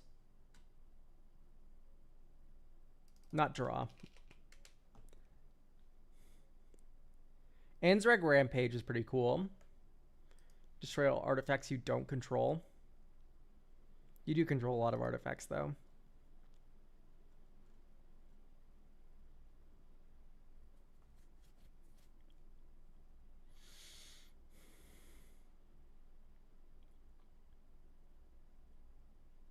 This is a cool card, Caven. It's not that good, but it's cool. Creative Technique's funny. Until you reveal a non-land card, of which you run a good amount of expensive ones. Yeah, let's try Creative Technique out. That seems like a lot of fun. Fury of the Horde. That is an extra combat spell, but it is 7 mana. And when it comes to 7 mana cards, I don't know if I want that in my Dance with Calamity deck. Improvisation Capstone's really nice. Like, I want to cap out at like 5 here.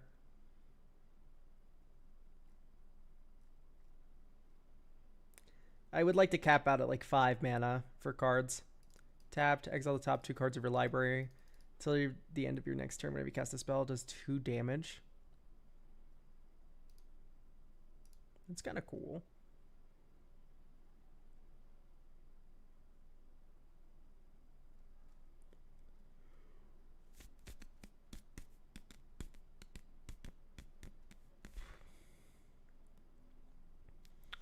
Waltz of Rage is kind of interesting.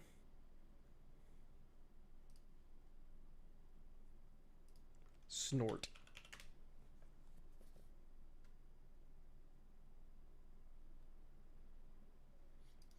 Isengard.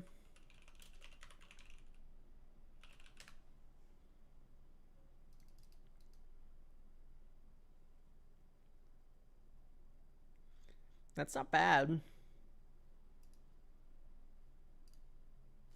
All right, let's try this out. Draw. Mountain. Mountain Walk. Ragavan. I guess you should play Ragavan turn 1. Okay, great.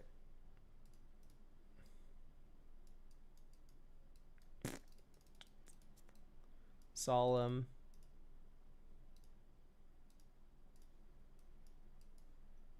Get another mountain.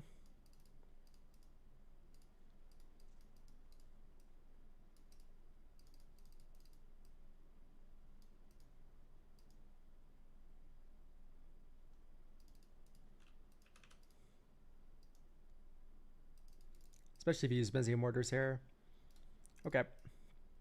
1, 2, 3, 4, 5, 6, 7, 8. Dance with Calamity.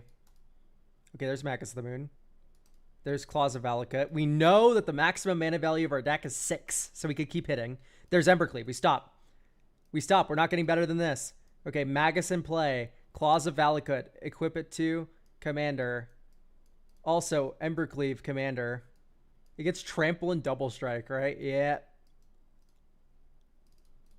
Swing. This is a billion. 6.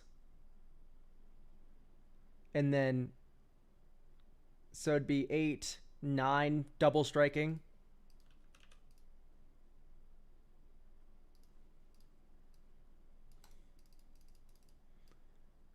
Imperial Recruiter. Recruiter gets... it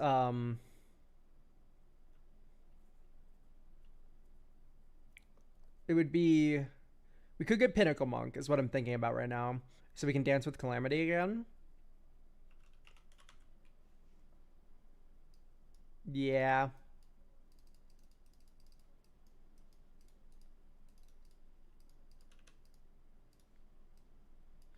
One, 2, 3, 4, 5, 6, 7, 8. Oh, 8. There we go. Dance. Okay, 2. That's okay. 2. Okay, we can keep going. 2. We can still keep going. 2. Let's try again. 5, 6, 7, 8, 9, 10, 11, 12, 13. Stop! That is exactly blackjack. Okay.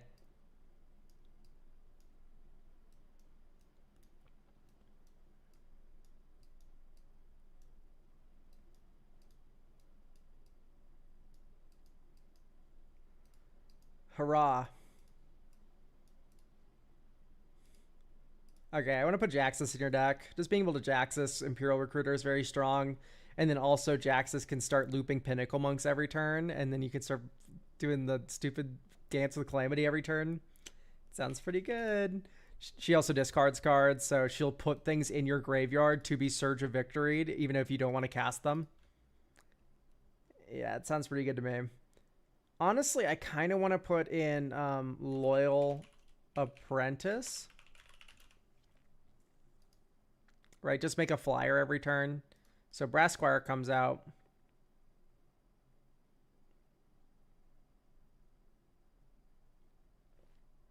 Ooh, a little spicy. Forest Walker.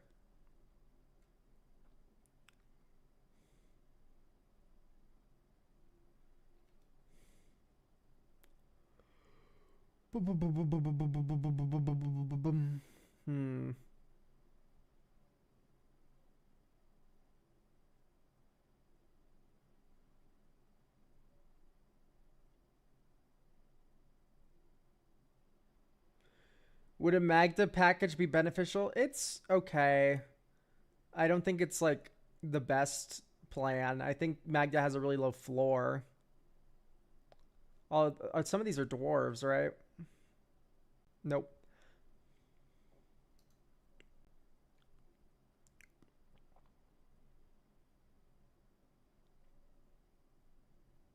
Yeah.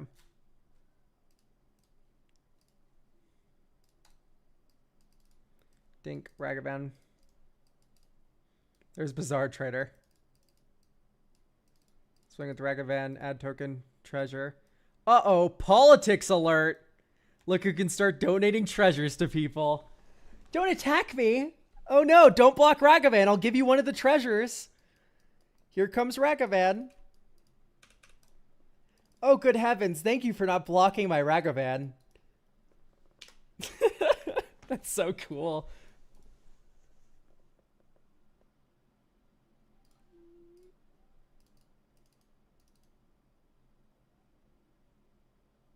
Let's Faithless Looting.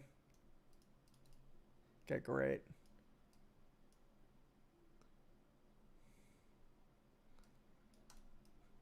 Dink, dink, dink. Zodiac Goat, Goblin Mountaineer. Attack with Ragavan. Oh, thank you so much for not blocking my Ragavan. Here, have a treat.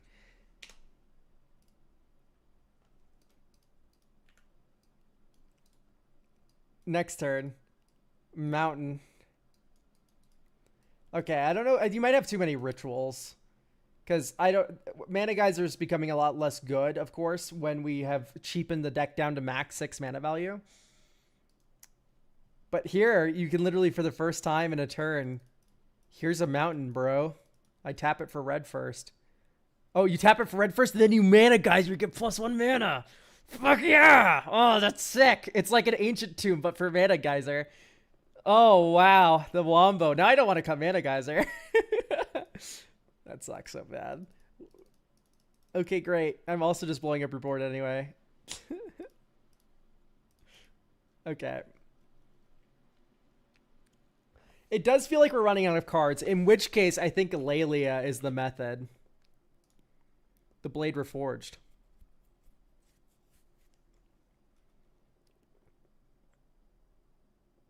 Could do Lelia.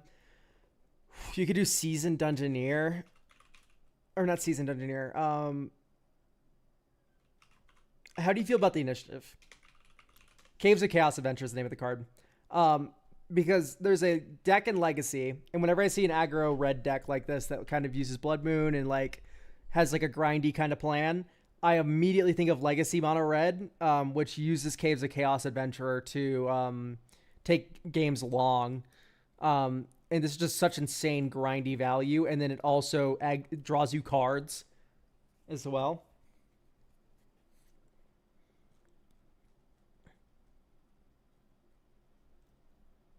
I haven't used the initiative yet, but I could. Yeah, okay, great. Let's run Caves of Chaos Adventurer then. Court of Embereth, maybe? Yeah, Court of Embereth I like. That's the one that, yeah, makes knights. I don't know if we're keeping the Monarchy, though, and that's kind of what's tough about the Court of Embereth. Enters Monarch.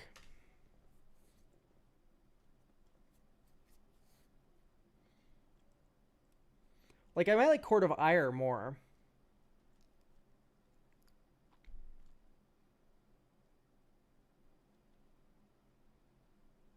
Emderwild?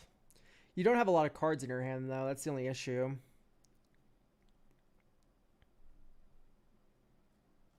And Skyline Despot's just kind of too big.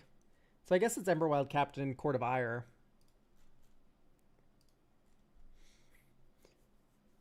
Okay. We have 4 cuts we got to make. I think I am going to cut one of the Mountain Walk auras. Just one. You can keep all the rest. I don't like one of them. Simian Spirit Guide, we're talking about having too many rituals. I think the ritual that is not a sorcery is probably the worst one for you.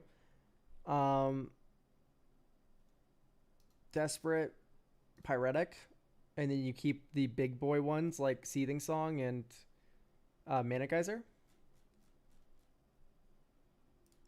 Okay, this hand's crazy.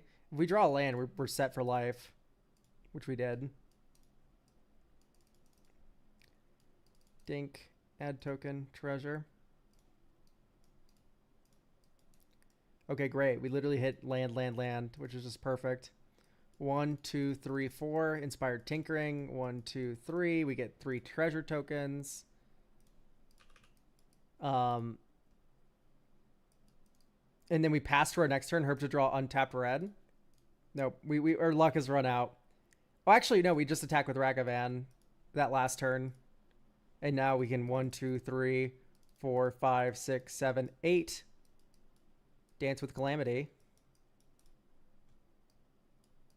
1, we keep going. 1, we keep going. That's a 0. We keep going. That's a 0. We keep going. That's a 0. We keep going. So we know the maximum mana value is 6, so we can hit guilt-free right now because we cannot bust. Anger. Yeah, let's stop. All right, Anger in play, Soul Ring in play, Goblin Mountaineer in play, and then you improvise or you demonstrate creative technique. So shuffle and then go, okay, you Lightning Bolt something. They cast their thing. Bizarre Trader. Okay. That was kind of bad, but these mountains are permanently in exile. This is in Graveyard. Okay, great.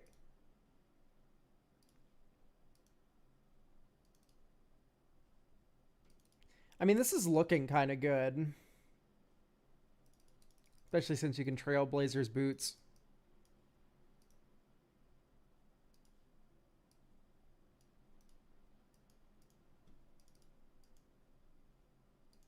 Looting is fixing. It's just that easy.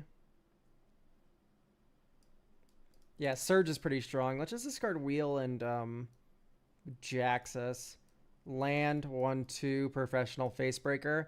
And then this turn you go ham, right? 1, 2, 3, 4, 5. Surge to Victory. Exile, Dance with Calamity. All of your creatures get +8/+0 and can now cast Dance with Calamity when they hit them. And then you go like red, Detective's Phoenix. Let's collect evidence. 6. Here we go. Wheel of Fortune Jaxus gone. Put it on one of the creatures that you want to hit the most. This one already has Menace. Tap Bizarre Trader. Here you now have a mountain. Okay, mountain walk or non-basic land walk. Flying. Mountain walk. Menace. Fucking block, dude. You can't. So you explode someone, they die, and then you Dance with Calamity 5 times. This is turn 6.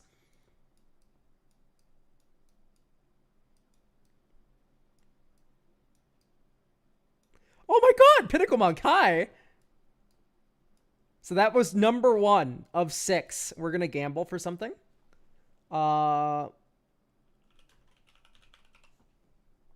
Museum Orders, perhaps? Okay, bummer. Oh, well. And then Pinnacle Monk returns. Oh, you can just cast them in this order, so you get it back. Okay, great. And then you do it again. RMS Titanic, Breaches. We know maximum is 6, so we keep going. There's Embercleave. We stop. Put this on Pineapple Monk. Breaches, RMS Titanic. And then you do it another 3 times. 5, 6. I think we can call it there. There's the 1 ring. Okay, untimely malfunction, blow up an artifact or something. 1 ring. Loyal Apprentice. And then last one. Okay.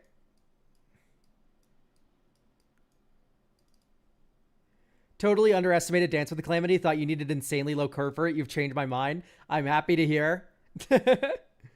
Okay, let's add a red for each mountain we control. Oh, which is 4. 5. Itali. Okay. Pass. Next turn. Here's Museum Orders. Blow up all your small blockers.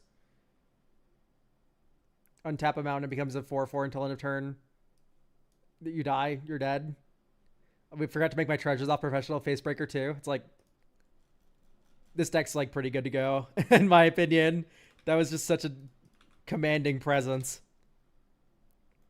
Yeah, you don't need an insanely low curve for Dance. I would say if your maximum is 5 or 6, you are perfect Dance with Calamity deck. Perfect Dance with Calamity deck if you're at 6 or 5 as your maximum mana value of other cards. And then I love it with Surge to Victory, of course. Surge to Victory is just so fucking stupid. And the Bazaar Trader gave a mountain away to make one of your creatures unblockable, and then you still won? Like, that shit's fire. This deck's cool. I actually don't hate the Solemn either.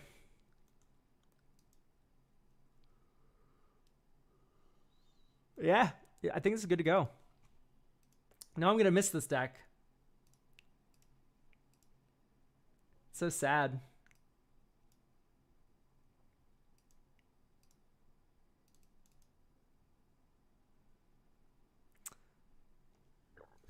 All right, I saw Immune the Fox in chat earlier, so you're here, right?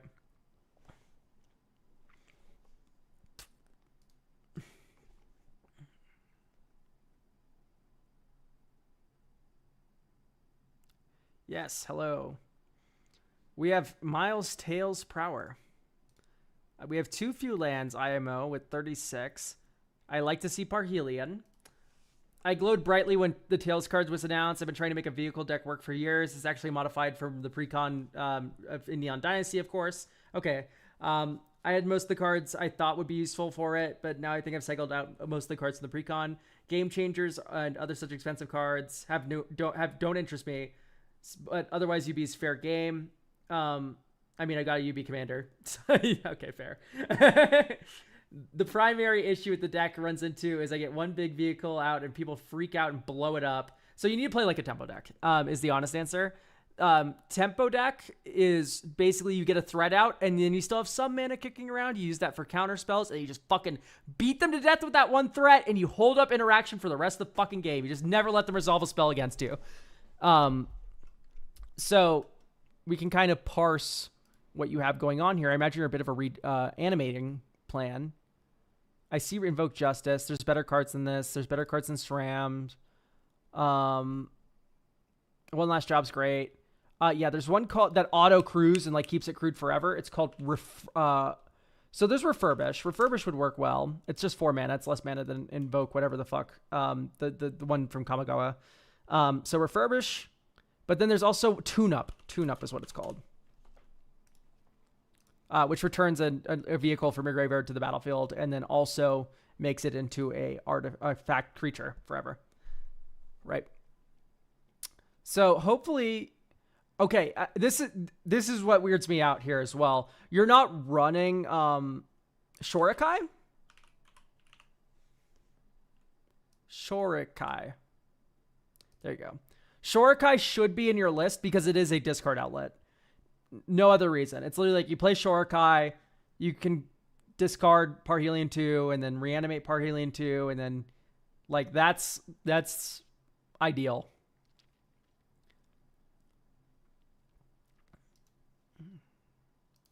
Born to Drive, I just can't believe in. Ghostly Prison, you don't have to worry about it. You're going to have permanent Vigilant Angels, pal. Untap all non-land permanents so you can like recrew all your vehicles. That's actually kind of cute. I kind of like that one. Normally I hate this card, but with vehicles it's kind of cool. Although you just have Lita. And I think Lita's just better. But Lita only untaps artifacts. Yeah. Yeah, Lita won't be as good as Unstoppable. Plan. I want to appreciate the virtue of loyalty, but I just really can't. Oh, but it untaps everything. Once again. Terrible. Okay, Thopter Spy Network.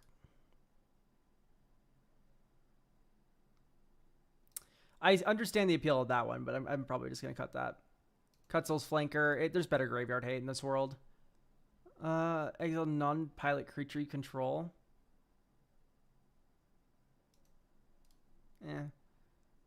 Artifact creatures you control have flying. And like, that's cute, but it's 9 mana. That's a lot of mana. I mean, you could reanimate it. Let's try it out. I've never gone back and forth so many times on cutting and adding cards before. Krang.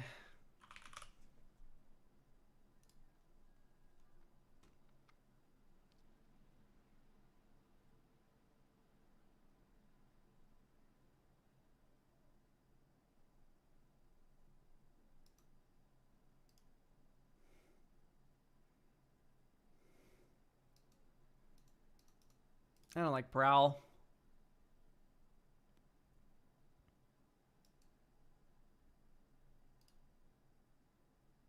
I understand a tapper's kind of cool, but meh.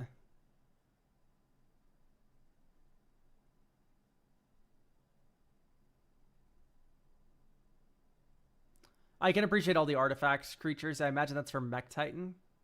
You don't run Mech Titan? Come on, that's so much fun. Run Mech Titan Core.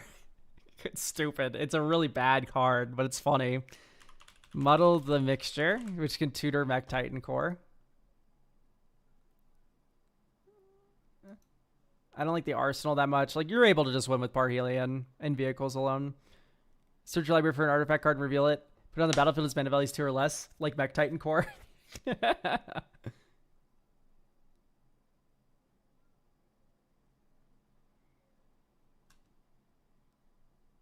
Consulate Dreadnought. It gives it flying. It's crew 6 though. Ew. I kind of do want to just explore all the vehicles there are. Oh my goodness. I was wondering why we got like 3 followers in a row right away. Hi, Mald. We're looking at a Miles Prower deck, Tails. I'm a very sleepy boy today. Oh my gosh, this copy pasta is crazy. But vehicles deck, mostly focusing on Parhelion 2. I just stuck Mech Titan Core in because we love fun. Panharmonicon I really don't like that much. Let's get a Frantic Search going. Oh, actually, this is a perfect deck for Occult Epiphany because we're reanimating these big vehicles. And Occult Epiphany, take note, chat. This is a very important card. Also, hi, I'm 33 Elk. I do deck reviews. Sometimes I'm on Mald's channel. At least I was once upon a time. He hates me now. Joke. He's been having some like medical issue that prevented him from streaming for a while. Is Tails the only Sonic character with a pun name? I don't know. I'm not a big Sonic head. But anyway, Occult Epiphany is a great discard outlet, and then it also makes a bunch of spirits that can then crew your vehicles. Hey, look at that. Isn't that nice? We could also just do something like Chart a Course. I don't know if we really need Sleight of Hand. Or a Faithful Mending. Shoutouts. Goryo's Vengeance in Modern. Faithful Mending. By the way, if you guys want to get a deck review on this channel, you can either watch for long enough that you get enough channel points to get a free deck review, which is 45,000.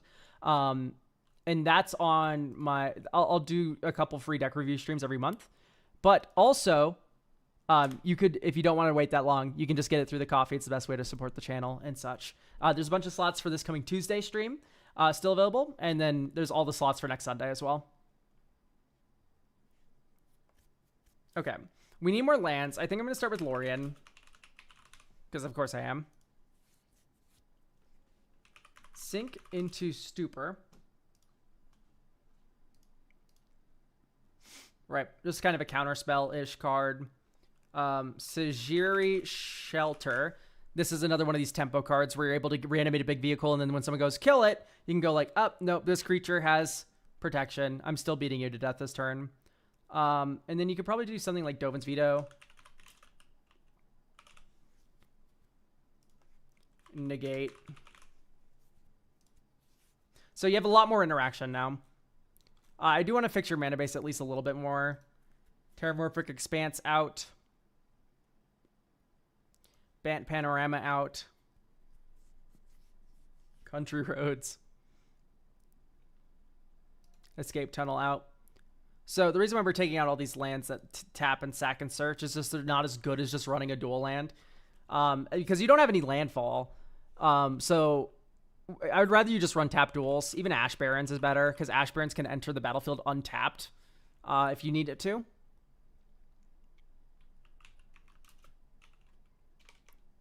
Otag, fast land. Is fast land. It's 23 cents and one of the best like duels I ever printed. Slow land. How much is the slow land for Selesnyam? You already have it.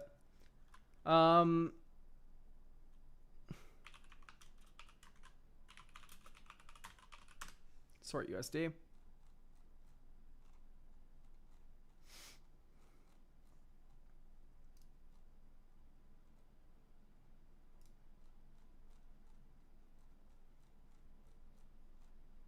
Atticar Waste is insane.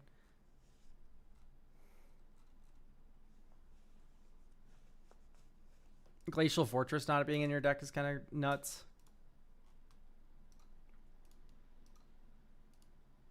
There you go.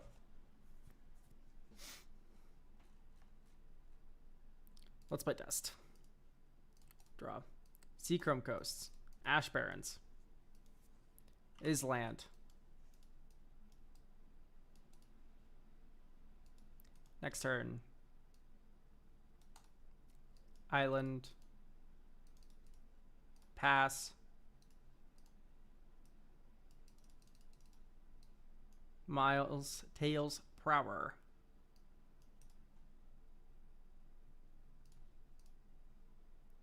Okay, that is pretty good. Father to son. Search my library for a vehicle card. Parhelion 2. And then you pass. You don't play a land for turn. You discard Parhelion 2. Next turn. Dink, dink, dink, dink, dink, dink, dink. Hello, I'd like to refurbish my Parhelion 2. I draw a card because it has flying. And it's an artifact creature. Okay, here you can cycle this for an island. And then move to combat. This has Vigilance Lull. Make 2 angels. Okay, great. And now you're just set for life because you go like, dink, dink. Yo, I really don't like that you're trying to interact with me. Go away. I guess you'd probably want to just... Or you can keep... No, Dispatch sucks right now. Yeah, so you just probably drop this. Flooded Strand. You don't have Surveils, though. That's so sad. Weatherlight. 1, 2, 3, 4. Haha, draw a card. Anyway. That made me want discard outlets more. We could maybe run, instead of like Country Roads, you can run Gaia Reach. Or even Agnaquila wouldn't be too bad. It is 4 mana as a discard outlet instead of 3, which could matter, but I think you're just doing this as a whole turn to set up for a reanimate. There is a thought to be had, by the way, about Nexus of Becoming. Because Nexus of Becoming works with vehicles. If you draw a card and then vehicle out, you get a 3/3 golem that is that vehicle. So that would work. Would Seed of the Synod / Ancient Den be worth it for niche case returning dispatch easier? It would be fine. Yeah, you could probably just run them. Okay, I don't know if I like Kayla's reconstruction. It's just like our deck is kind of expensive for reanimating.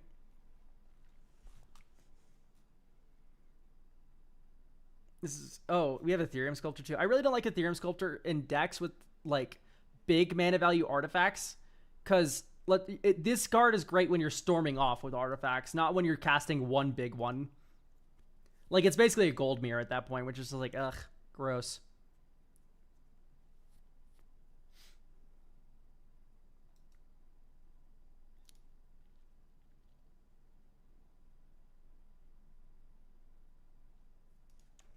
Type artifact, type pilot. Hotshot mechanic. And then we could do Mother of Runes. And then you do Starfield Shepherd.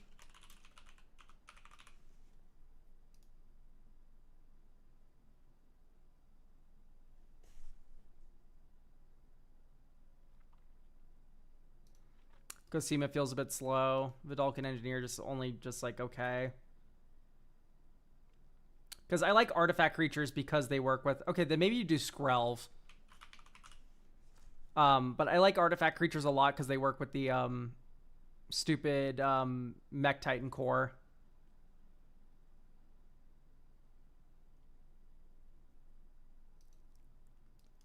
I don't think I like Against All Odds here.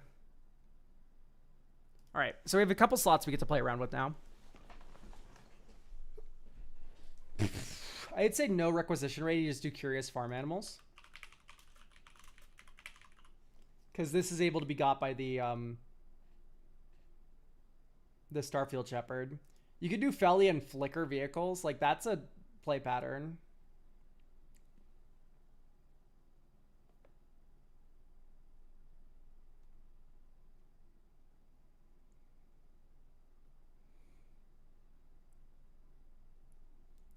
Let's just do chart a course. Right, just really cheap discard outlet.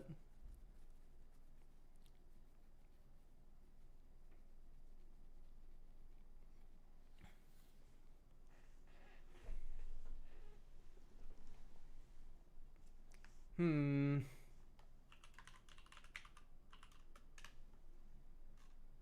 look at the vehicles here. I imagine we got some cool ones from the con to pre-con, right?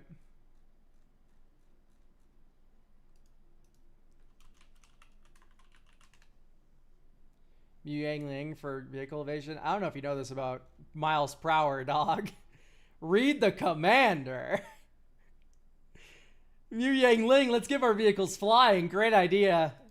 Whatever will we have done without you? It's just like... Oh, the Fantastic car. I forgot about that thing. Vibranium mining mech. It's okay.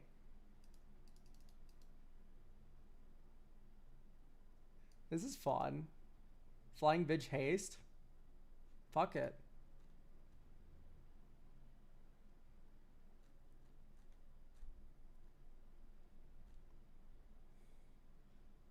The Mole module. Whoa! There's all these fucking cards from Marvel that are just like cheat.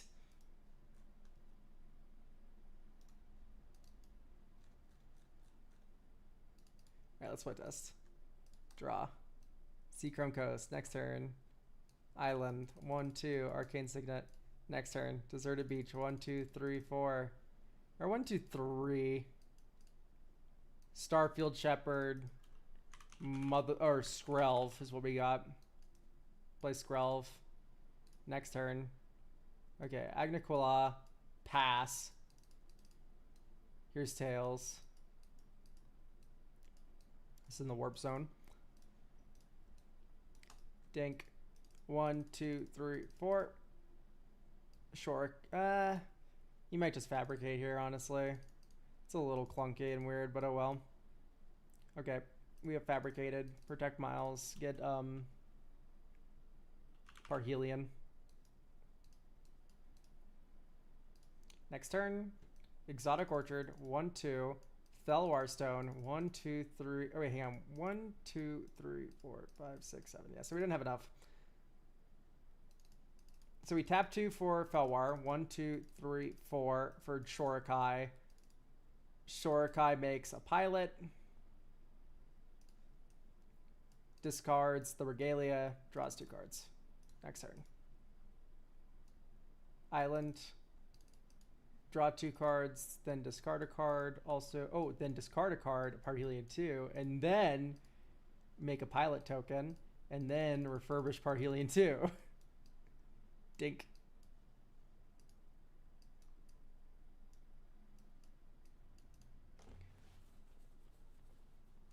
Might as well just keep up Lion Sash as graveyard interaction. And then here you can crew up Parhelion 2 and protect it if need be. Okay, great. And now you're swinging with it. But like this is kind of slow. We forgot to draw cards off Miles. That's fine.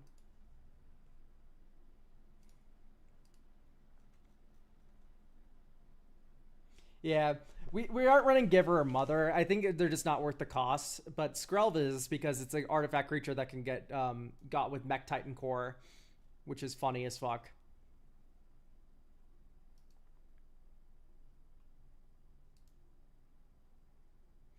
So we've increased the consistency of discarding. The mana curve's like kind of okay. All right, I'm seeing the vision with Shorikai. Yeah, using it as a discard outlet for the reanimation is like so obviously the answer. Drop. Command Tower. Next turn. Plains. SRAM. Next turn. Island. Miles. Next turn. Plains. Enduring Curiosity. Hit you with Miles. And then Island. 1, 2, 3, 4, 5. Hull Drifter. Draw 4 cards. 1, 2, 3, 4. Oop, have to move to discard. Skateboard. Skateboard's kind of cool. Seachrome. Reality Shift. Thoughtcast. So I'm noticing an issue with Thoughtcast where it's just like we have 1 artifact, dog.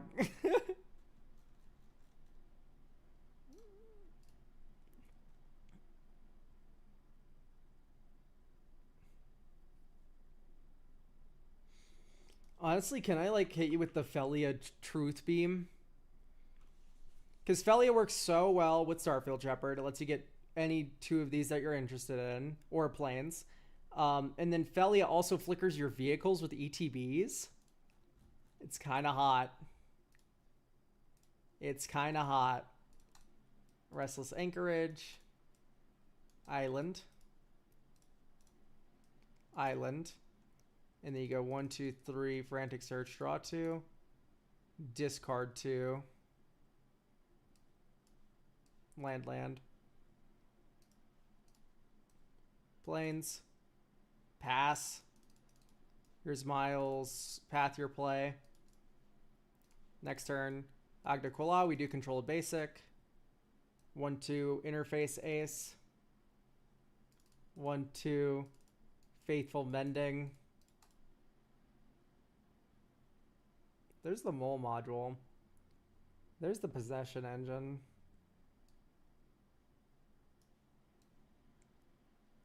Can't discard another land. I think we discard mole module because this one already has flying. Okay, untap land 1, 2, 3, 4, 5, 6. Nexus of Becoming. Beginning of combat on your turn, draw a card. And then you may exile an artifact or creature card from your hand. We do. This is an artifact creature vehicle that with flying. So we draw a card. We don't put a flying counter on it. And it's a 3/3 golem. Okay, great. Next turn. Island. 1, 2. SRAM. Attack with the class Mothership. When deals combat damage to the player, look at the top card of your library. It is a permanent card, so we will put it into play. Oh, we forgot to draw a card from the Nexus of Becoming. I guess I'll make Skateboarder Golem. Why not? Okay, so we would have cast Fabrication Foundry. 1, 2, 3. Faithful Mending Flashback. 1, 2. 1, 2. 1, 2, 3. Peace Walker Colossus. Draw a card off SRAM. It has flying. And then next turn, Sea of Clouds. Beginning of combat on our turn, we draw a card and then exile a card from our hand. This is now an artifact creature. I don't like the Lumen class frigate. I think we just have a card quality issue. Now that we have this giant sheep monster, by the way, I do kind of want to add some like Brainstorm, Brain Surge, Scroll Rack action. So I think I'm just going to go through your threats here. This is fine. This is not fine. The shark creature becomes an artifact creature until end of turn. I see. Well, it discounts it by 1, which isn't that good. Peace Walker Colossus is fine. Sure. Search library for a basic land card. It's okay. It's legitimately okay, but it's not for this. Okay.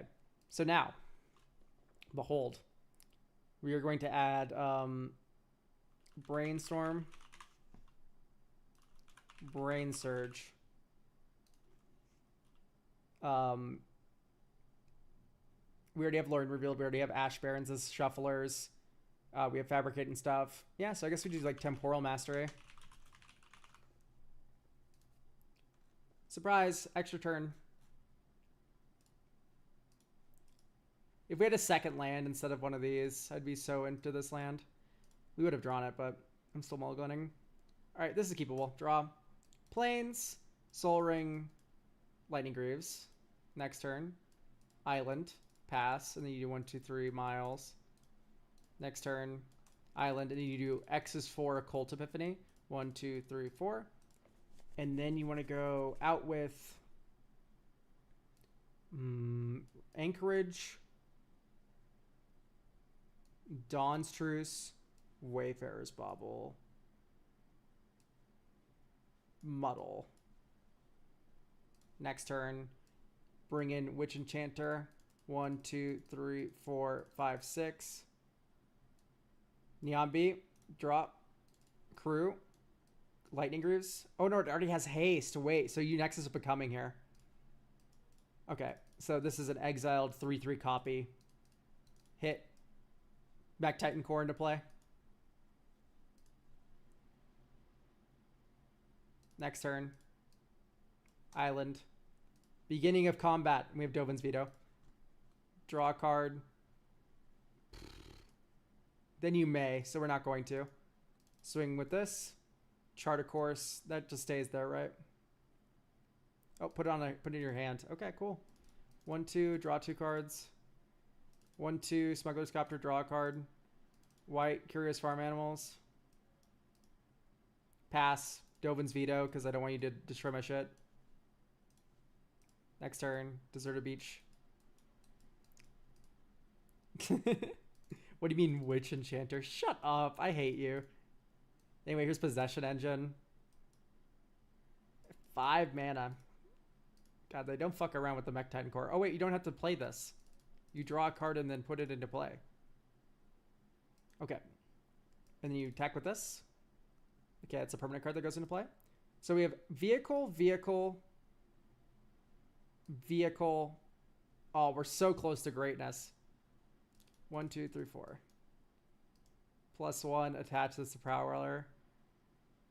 We're so close to Mech Titaning. Guys, you need to believe. We did it. Okay, and then draw, and then put this into play, and then you view your library. You get Imposter Mech, which is 2 mana value, so that also goes directly into play. You go 1, 2, 3, 4, 5, and you exile Mech Titan Core and 4 other vehicles you control. Possession Engine, Gold Guidelight Pathmaker, Imposter Mech, and Silver Mirror. I guess you keep the Possession Engine around because you can do artifact creatures as well. Mech Titan Core. Oh, wait, no. You need one more. So there we go. Mech Titan Core now creates Mech Titan. And now you can declare attackers. Swing with Mech Titan, swing with Nyambi class Mothership. Lion Sash gets put into play. You hit for 10. Oh, beautiful. Lifelink. Flying Vigilance, Trample Haste. Look at that. Turn 7, we have on time made Mech Titan.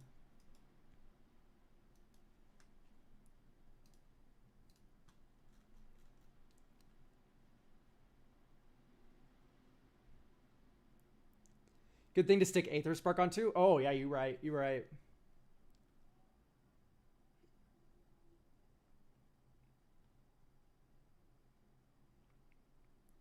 Honestly, I'm about ready to hand this back to you, but I'm curious if chat has any other ideas for what to be adding here.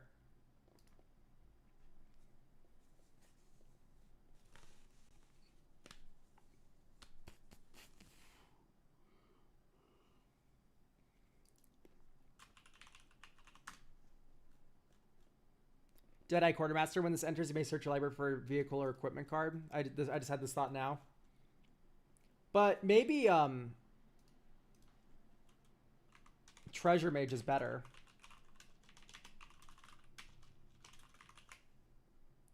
I'd be more into this if we just had a wider board, which we typically don't. But Treasure Mage, so imagine you flash out Felia the turn before. Then turn 3, you go Treasure Mage, get Parhelion 2, attack with Felia, flicker the Treasure Mage, get Nexus of Becoming. Oh, now all of a sudden, turn 6, we're about to have Parhelion 2, right? If you have Skrelv in play, you have a 1 layer of protection for it. Desynchronize? I do not like Desynchronize as a card. Honestly, I might cut Unstoppable Plan too. If we're playing around Parhelion, we just have Vigilance forever. Or like Mech Titan, we have Vigilance forever. So maybe we don't need all that.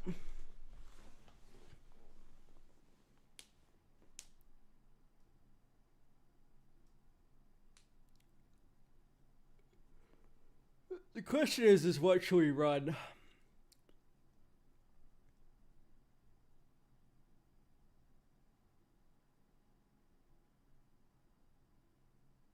You could run Winds of Abandon.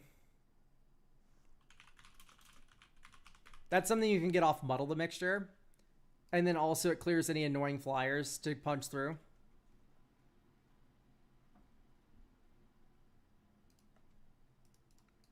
Okay, this hand's insane.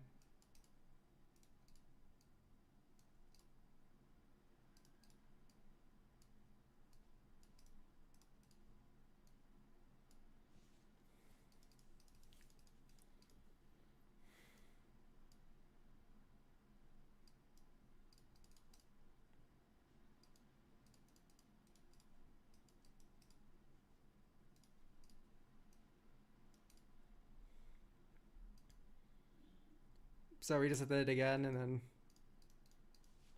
-10. So I'd like to add blue mana.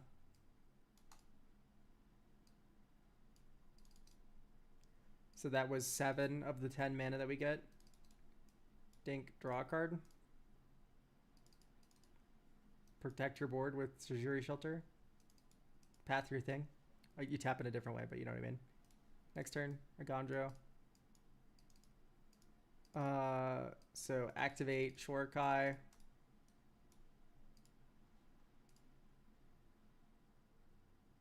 The pilot. Draw a card.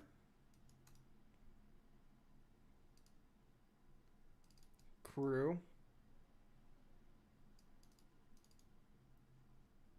Oh, you can agree with this, actually. All right, so look at the top 5 cards of your library. You may reveal a historic card from among them and put it in your hand. 1, 2, 3, 4, 5. Oh, look, Nyambi class. It's whatever the fuck. And then you draw 3 cards. And then you play back Titan Core, and it gets a flying counter. Next turn. 1, 2, 3, 4, 5, 6. Nyambi class Mothership. Crew 3. Dink, dink. Oh, so you draw a card already. Okay, permanent card into play? Nope. Goes into your hand, though. Don't tap like an idiot.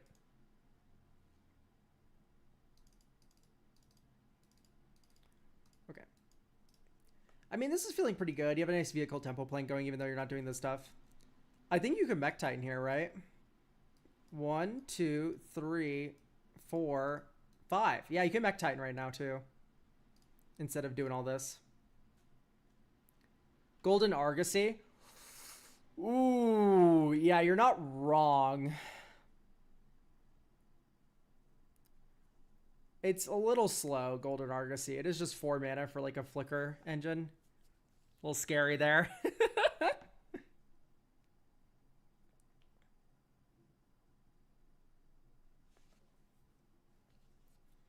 I mean, I think this is just good to go.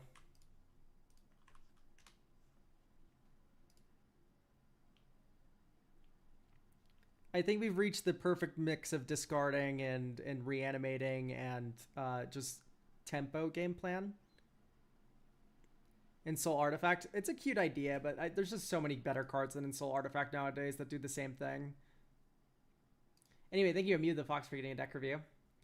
Next up is Tristan. Do we have Tristan here? I won't be present. Okay, that's fine. We'll move that to the back then. We have Market Gnome, though. Yes. Quandrix. Ooh, Cascade Slop. My love.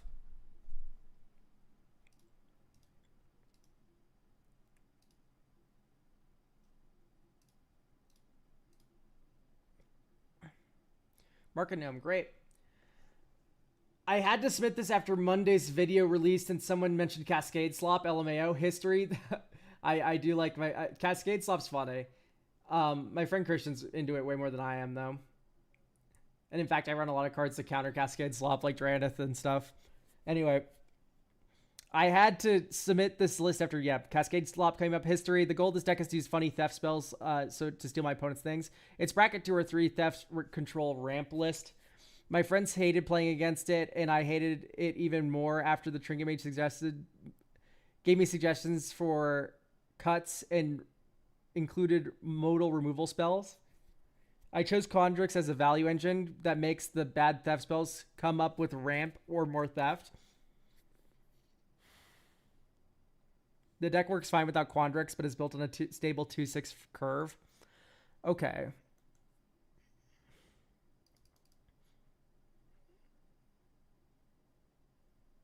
My only requirements for the deck is to maintain 15 to 30 theft spells. And make sure anything under 5 mana value is ramp, theft, or modal. As a backup plan, I want to make Titanium Meld work with Royal Elemental and Will of the Sultai. Okay. I mean, we can just try this out as is. I'm kind of curious to see how this goes.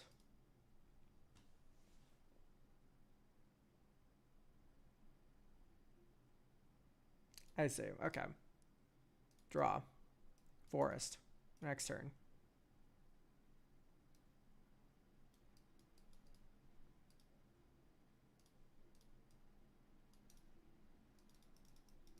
Here's Titania. Here's Argoth. If only.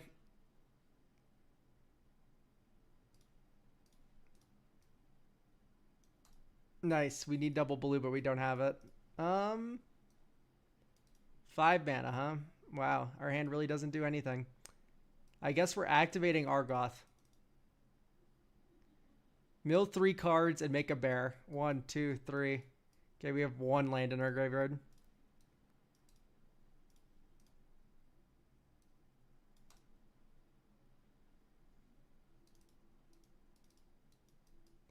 Three visits for Breeding Pool, of which you do not run?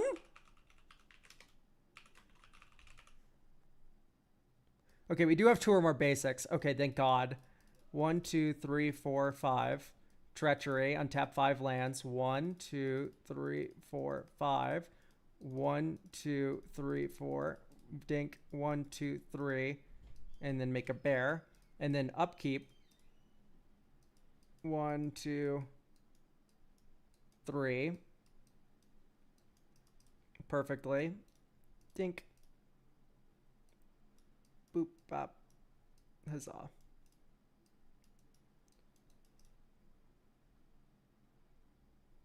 Tapped. Okay. So we should have Yep, 7. I love when they give vigilance to meld creatures. It's like they're admitting that it's really hard to tap them to attack. 1, 2, 3, 4, 5, 6. Quandrix. Primal Command. Tug 2 of your lands. No, you can't, right? Search your library for a creature could reveal, put in your hand. And then also, yeah, put some non-permanent or non-creature permanent.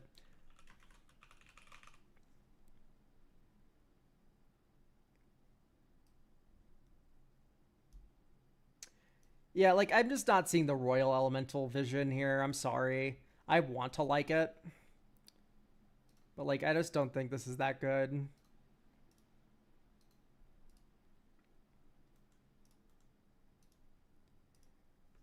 I'd be tempted to Rishkar's expertise. Yeah, sure. But it's just like, I don't know. We were kind of getting fucked by our lands there pretty heavily. Keep Emergent Zone. Evolving Wilds out. Terramorphic out. You're just... I guess you used to have a landfall creature, but you don't know more. Ash Barrens. Honestly, we can probably keep the Royal Elemental, but...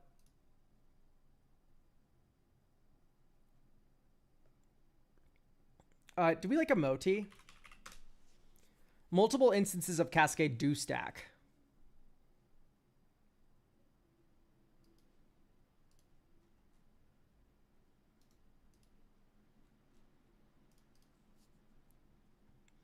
Right, so she makes all of your things cascade, including things you cascade into.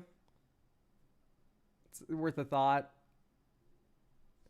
Let's do Frantic Search. Oh, no, Frantic Search doesn't really work. I'm thinking of Frantic Search because I want to, like, fill up your graveyard a little bit more, and then we can run cards. I guess just all the cascading will fill up your graveyard. I mostly just want you to run Dig Through Time. It's a very good, just giant thing that's actually cheap, right? It's 2 mana, but it's 8 mana.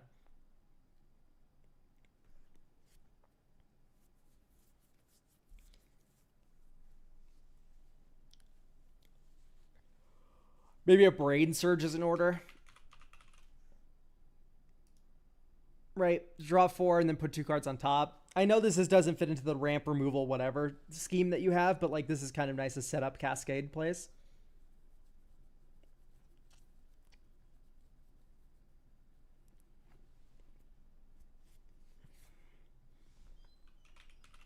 Yavimaya. Cradle. I don't think I really like the, I saw it in here. It's a 7 mana card. Wisdom of Ages. Let's just run Lorien. Right, it's a land. It's a good spell you can cascade into. Double whammy. Alright, this is keepable. I am very concerned about Invoke the Winds and stuff too being too hard to cast normally. Like, you need to cascade into this, but I guess it's a blue spell for Commandeer, so, like, whomst cares? Nice. I love how much we're doing.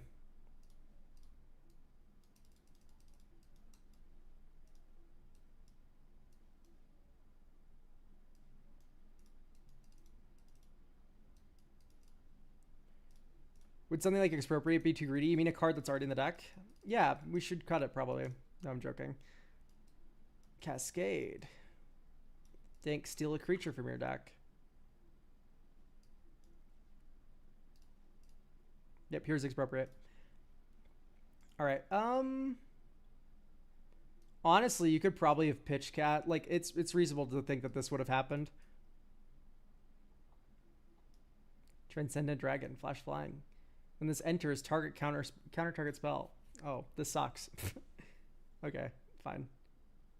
And then, whatever, we draw Expropriate. Or we wouldn't have drawn Expropriate. Sower of Temptation. I see. Nice. I love how we don't have enough lands to do anything. We need more lands.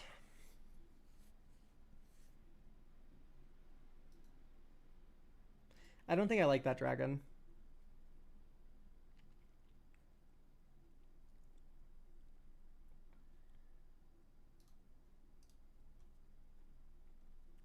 So now we're at 38 with Lorien.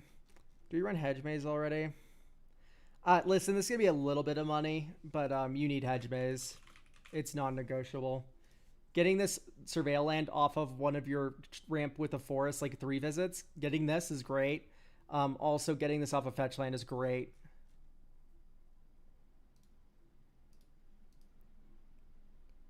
We're running Lotus Field for why, dog? What are we doing in the Lotus Field? I guess it's like turbo fixing, but it's like it enters tapped. It's like I don't understand the appeal.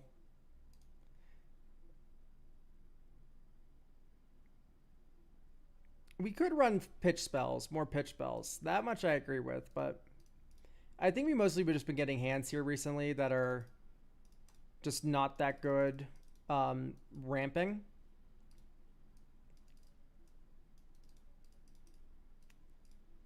Like here, this is gorgeous, right? 1, 2, 3, 4, 5, 6.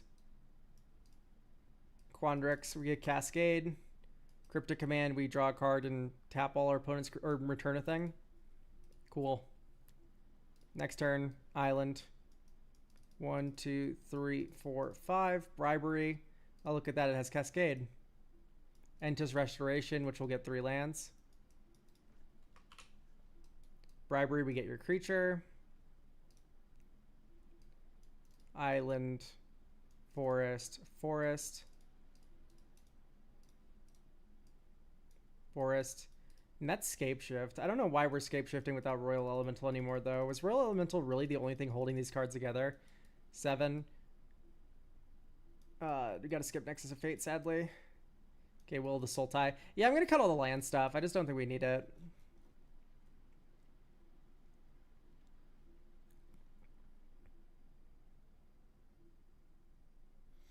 I don't like Broken Bond. It doesn't always trigger. Don't like Scape Shift. Don't like Will of the Sultai anymore. These cards are best in a lands deck that's like dedicated to it, and they have like a Zurin Orb, and they're doing all this shit with graveyard land stuff. They have Sylvan Safekeeper that they go and tutor for with the Green Sun Zenith, and they sack all their lands. The Titania makes them a bunch of 5/3 elementals, and you bring them all back, and then and then Lotus Cobra makes a billion mana, and you untap all of them with Amulet. Like that's where these cards are good. Going like, oh, Royal Elemental, it's like Royal Elemental gets blown out so hard. Let's add Sink into Stupor. Sink into Stupor is a counter spell. That's also a land. That's also a bounce spell. It literally does fucking everything your deck wants. Confounding Riddle is another counter spell that's also card advantage, but it's card advantage that fills up your graveyard, which is important for dig through time. Should we place a ramp with Dorks? No, I like the sorceries here, because all these sorceries, notice how the lowest mana value in the deck is 2. What that means is all these 2-mana sorceries always get Inevitable Betrayal. It always gets Inevitable Betrayal, which is kind of cool.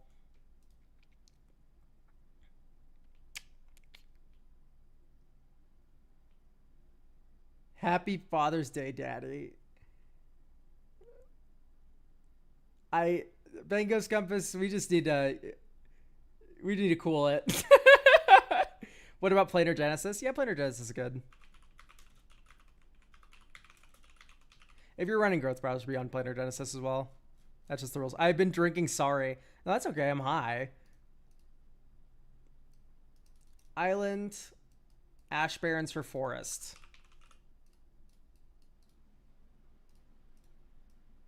Forest, Growth Spiral, draw, Dreamroot Cascade. Next turn, think Island. We have 4 mana. We want a Shrubbery, I think. And then this is where you get Hedge Maze, right? Think Hedge Maze, Surveil 1. Because we don't have a 3-drop we're going to cast anyway. Surprise and Scary to Graveyard.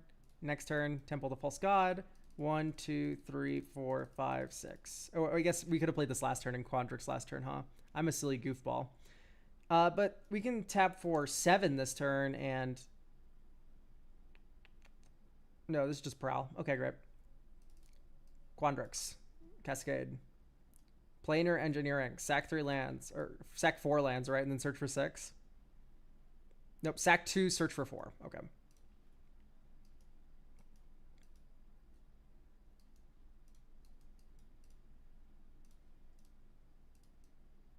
Dink. Would Command Beacon be worth it? No. I'm not worried about things getting removed in this deck. Like, if Quandric gets blown up, 2, 3, 4, 5, 6, 7, 8. We cast Quandrix. Dink. And then you have Pitch Magic. Primal Command. Get a creature.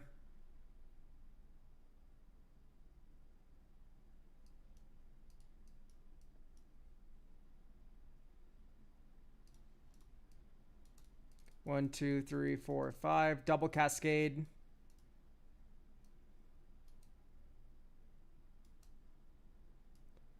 So that's one. Draw 3 cards. You may put a land card from your hand on the battlefield. Bummer. Rampant Growth, sure.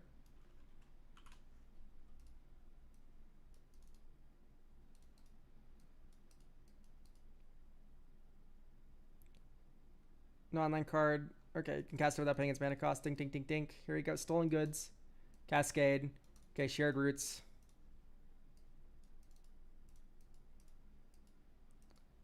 Like, I don't know. Like, it's turn 7. We have 1 billion mana. It's like, do I really care about protecting Quandrix that much? 1, 2, 3, 4, 5, 6, 7.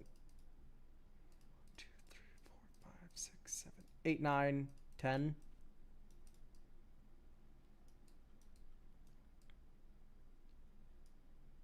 Thrix.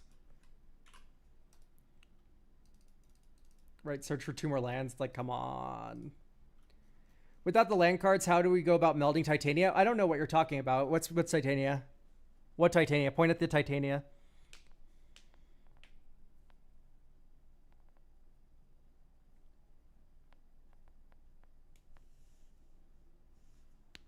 Oh, yeah, it's one of the first things I cut from your deck. Malevolent Rimble? Malevolent Rimble would be pretty decent, wouldn't it? Well, no, we're mostly non-permanents. It's like, yeah, it cycles for a land, I guess. I'm cutting Royal Elemental. I just don't believe in it. I'm sorry. It's, like, cute. But it's like, I understand it's trying to go with the ramp that's in the deck. Royal Elemental, no sack outlet. That's what I'm saying, too. Is like, Royal Elemental is so fucking fragile. It's 6 mana. It's a 3/2. It dies to Shock. It dies to Massacre Worm, right? Like, Elish Norn kills this thing. And then you fucking land enters, like, maybe you get a fetch land, you steal 2 things, but if this gets blown up, you fucking lose everything. All of your landfall was for nothing, which is so bad, right? I see the vision of what Royal Elemental. We are a theft deck with a heavy landfall theme. However,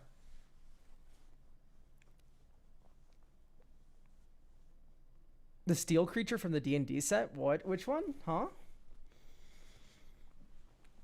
Oh, Mind Flayer? Are we talking about Mind Flayer right now?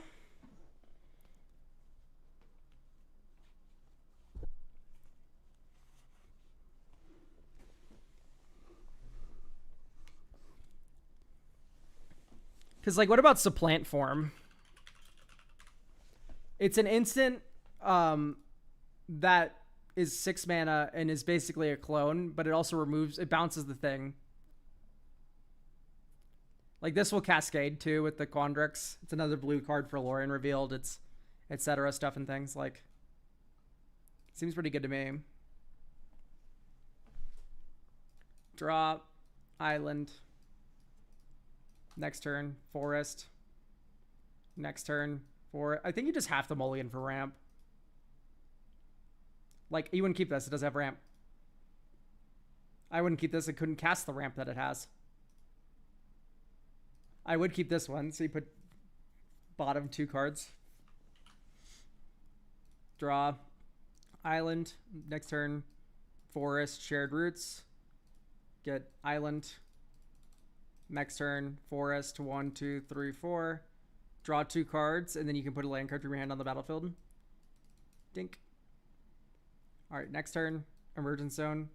1, 2. 1, 1, 2, 3. Quandrix. It has Cascade. You draw 3 cards. 1, 2, 3. Like, look, you basically, like, de-mulligan yourself whenever you start cascading.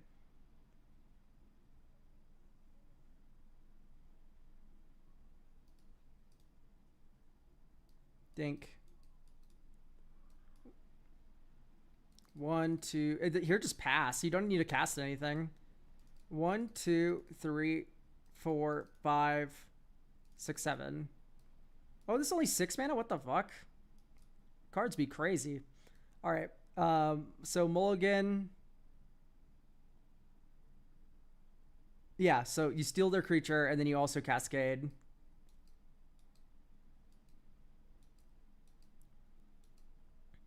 We'll hit a 5-drop eventually, chat. There we go. Treachery something. Untap all your lands. Holy fuck. Tap for blue. 1, 2, 3, 4, 5. And then you go 1, 2, 3, 4, 5. Floating blue mana. You go supplant form. Bounce a creature back to your hand. And then we get a token that's a copy of it. Oh, look at that. We get to cascade for 5 again. Sink into stupor. Bounce your creature back to your hand.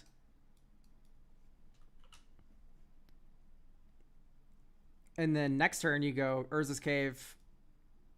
Dink, dink. Dig through time. 1, 2, 3, 4, 5, 6. Cascade for 8. Okay. Boundless Realms. Search library for X basic land cards where X is the number of lands you control. Okay, great. Put them on the battlefield tapped. So we have 1, 2, 3, 4, 5, 6, 7.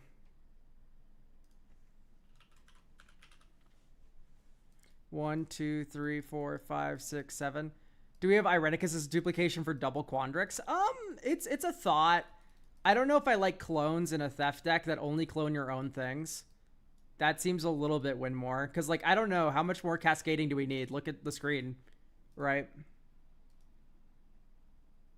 1, 2, 3, 4. Return up to 2 target cards from your graveyard to your hand. And then we cascade for 7. Okay, get back Dig Through Time, get back Shared Roots, I guess. And then you exile this, and then you cascade for 5, right? Or you cascade for 6.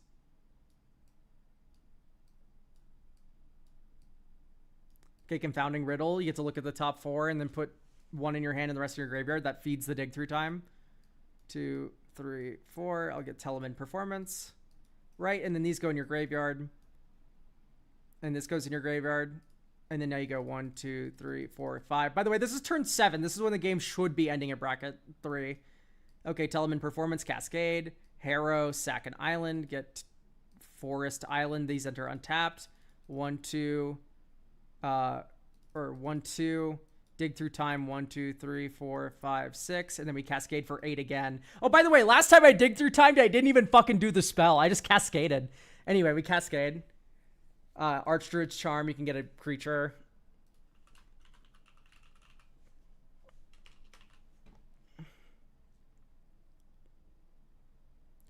Just get Diluvian Primordial, I guess, and then you can do the actual spell. 1, 2, 3, 4, 5, 6, 7. Take Bribery and invoke the winds.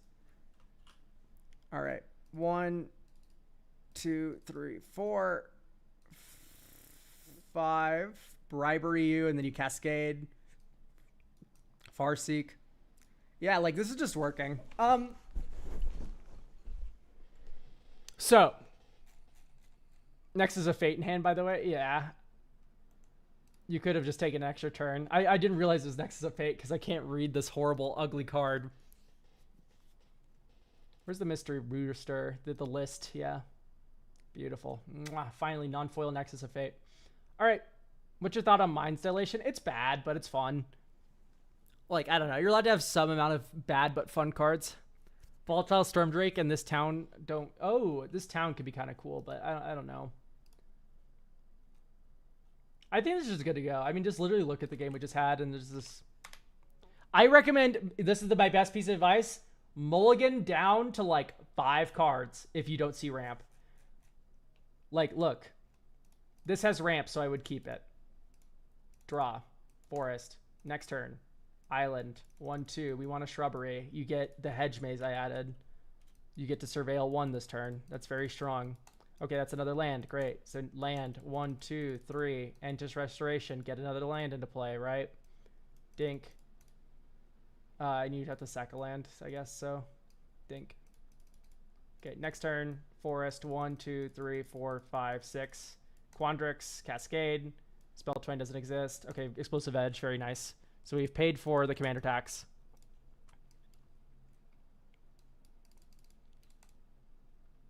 Next turn, island. Because basically all these spells are 2 spells now. 1, 2, 3, 4, 5, 6, 7, 8, 9. Just you could just hard cast this. That's crazy. Okay. So yeah, I would mulligan down really hard, and I would like here. Watch. Let's pretend that this is a mulligan down to 5. Like I just want you to notice how easy it is that we refill our hand. Presence. No. You want to start with Hinterland Harbor, into Forest, into Rampant Growth, or into Island rather. Island. Where's Island? There we go. Okay, and then this turn is Island, Explosive Edge.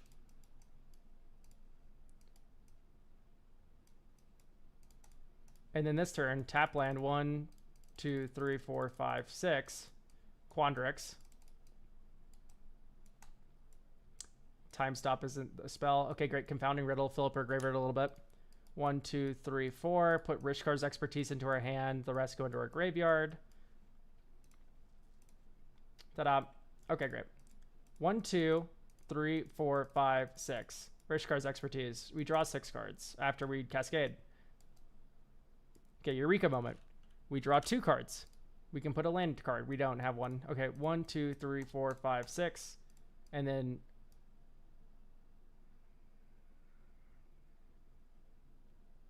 Oh, that's fun. I guess you just like Sower. No, but you want to cast Bribery. Okay, Bribery, your creature, Cascade for another 4. Oh, wait, whoops. Secure Tribe Elder was that Cascade for 4. So, like, we've unmulliganed.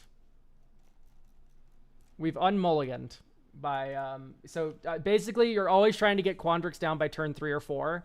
And then, hopefully, when that's happened, then you explode. Is Mind's Desire in Cascade Disneyland? Oh, it'd be so cool, right? Because you cascade into it, and then you like do like a bunch of free spells, and then but it's from your hand for this. You need like a Moti and like a bunch of big spells exiled with Mind's Desire. It's too much hoops, too many hoops. But yeah, this deck's good to go.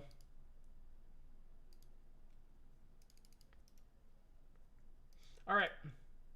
I won't be present. I work in baking, and my shifts fall at 2 a.m. East onwards. So I will be working throughout the stream. I'm all good just to watch later. Tristan, he, him. Hello, Tristan. Okay, so here's the deck list. It's on Architect, so we got to import it. Winter, Misanthropic Guide. Sorry, Titania couldn't work. Oh, don't be sorry. I mean, you could make Titania work, but it's like you're kind of forcing it at that point, and it's going to lead to the deck feeling a little clunky, which I just didn't enjoy too much. Oh, Tristan, you are here. Hi, you're in YouTube chat. Okay, so we have Winter. Okay, so the idea behind this deck is a few disparate ideas. I love Winter and Jund colors in general, but I want to just not build discard again. I've had a Destructive Flow as a card I wanted to build around for a while, and after looking at some particularly greedy mana bases, I came up with this. This is trying to be a control deck designed to punish opponents for playing non-basic lands through burn effects, and Winter acting both as a way to refill and hinder. I also want to keep the mana base to almost all basics. Okay, sure. Kind of a practice. Okay. So we can keep the mana base all basics, but we can still fix, interestingly. So yeah, you have Demolition Field, Field of Ruin, Ghost Quarter. These all make sense, but can I sell you on a few cards? Like literally just like Ash Barrens. This is fixing, but it's also a basic in the terms of how it fixes, right? Because you go and find one of the other things. I'm noticing, by the way, yeah, search your library for a basic land card, but Morbid, you put it on the battlefield instead. You already have Dig Up as well. Traverse the Uvenwald. No MDFC lands either. I think I like the idea of no MDFC lands. But yeah, Traverse the Uvenwald. Oh, it's already in. I'm blind. My fault. But you don't have Analyze, which you should have. Got to get a little anal with it. So Analyze the Pollen, right? It's another one of these land cyclers. And then here's what's interesting. We're not running Oliphant, Troll of Khazad-dûm, or Generosent.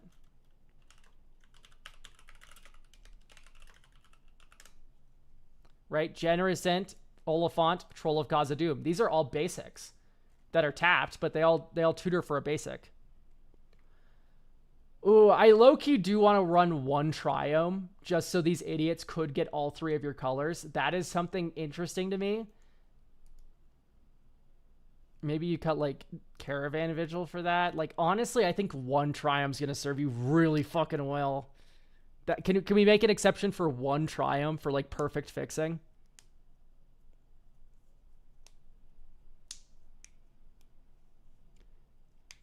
Because you'll see these decks like back to basic decks in Legacy, and they're still playing one duel just to make it work. We're mostly Gruul. We might just play commercial districts.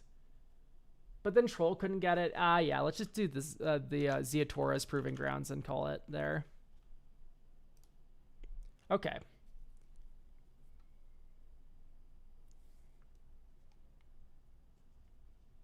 So the reason why I did all this is because I am very fucking interested in running... Zao, I think, is too slow. If we're running Magus of the Moon and Blood Moon already, we just don't have to worry about Zao. Zao just sucks. Detectives Phoenix. Detectives Phoenix. You can bestow it from your graveyard, say exiling one of these 6 mana value objects. And then Detectives Phoenix gives it flying and hits. You get flying and haste on a creature, which is very strong. But hear me out, actually. Blood Moon and Detect is actually bad for you, right? Blood Moon and Magus? Because they make all of your opponent's lands into basics, and then Furnace Punisher doesn't do anything. They have basic lands now.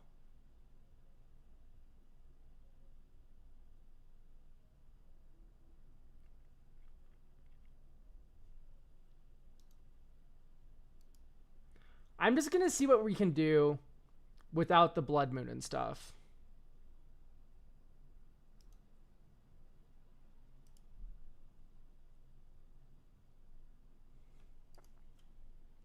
Yeah, that's what I was running into. Okay, great. Okay, not great, but I'm happy I diagnosed that problem. I like the artifacts kind of for fixing, but I only like the signets. I don't know if... Actually, I don't know if I like the signets that much. So let's get the signets. I'm fine with the talismans because they are here to help Delirium out. Malevolent Rumble is a very strong Magic the Gathering card that should be in your Delirium decks at all times. Fear of Burning Alive is very good for these kinds of decks that are... well, A, it's good for Delirium, but B, it's also a really important card for this deck that's punching your opponents in the head, and then you get to blow up their creatures as well. You get a number of non-basic lands, and then Fear of Burning Alive sees that damage and goes, aha, great.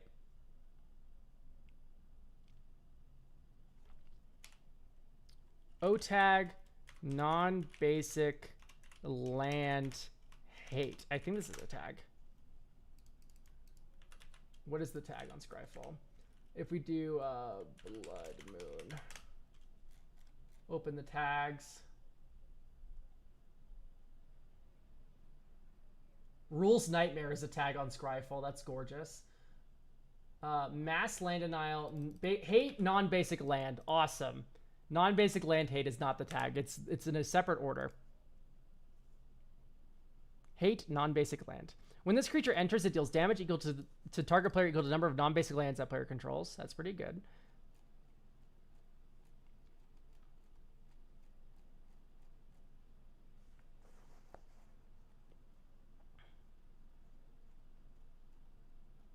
We're not running Lava Leaper. Ooh. Lava Leaper is really funny. Whenever a player taps a basic land for mana, add double. It is symmetrical, but you're going to be using it the best.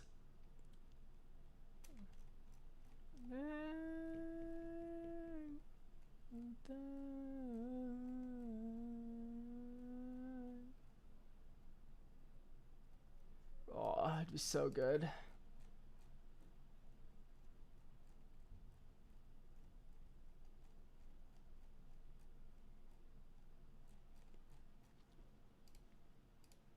I wonder if you just want to run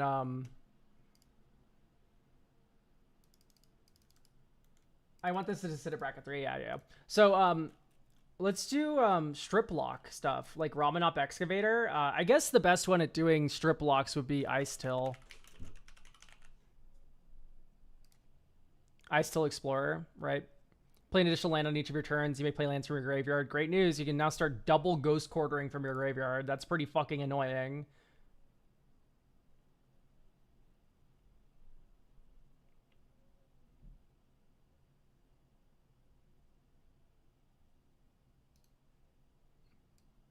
Mana Web seems pretty good, but I think I prefer War's Toll, right?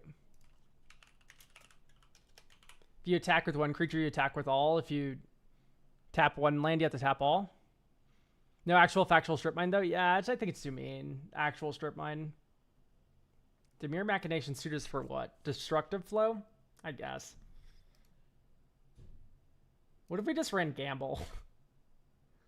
What if we just run Gamble? Gramble. My favorite card, Gramble. Here we go. I see. Okay, this is another wave of Vitriol. All right, let's play test this out and see how we feel. I don't understand the mirrored construct. Is this just for Delirium? In which case, there's plenty of other good artifact creatures we could be running. Honestly, even like the stupid the one that makes spiders.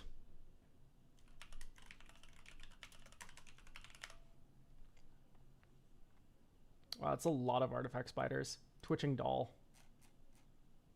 Alright, playtest. Drop. Swamp. Next turn. Field of Ruin. 1/2. Talisman of Indulgence. Next turn. Swamp. Alright, Forest. Green. 1. Black. Red. Winter. At the beginning of your upkeep, each player draws 2 cards. Think.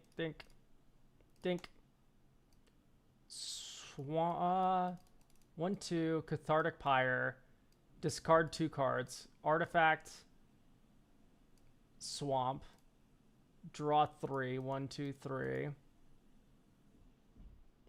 Forest. 1, 2. Shigeki. 1. Spectrum Sentinel. We don't have more than 4 card types in our graveyard, which is a bummer, but dink. Forest. 1, 2. Trailblazers Boots.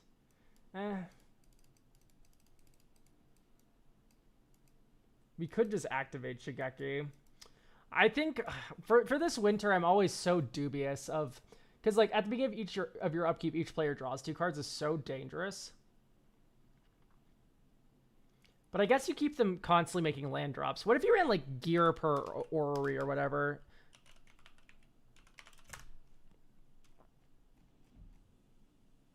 Each player may play an additional land on each of their turns. If they have no cards in hand, that player draws 3 cards. Like, that's something. Cataract Parasite or whatever the Rakdos Chud is that pings. So it's a Grixis Chud. Because I think it says red or blue. No, it just says red, right? Haywire Might isn't already in. Yeah, we could do Haywire Might. Haywire Might seems good.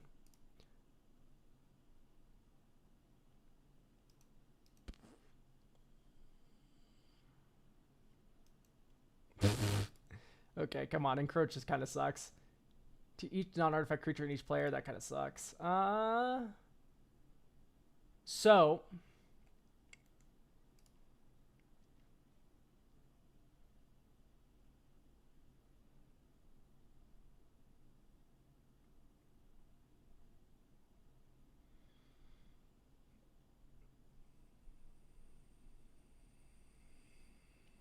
we could do Razorkin and stuff. I don't know if I want to turn this into a draw Punisher deck, though.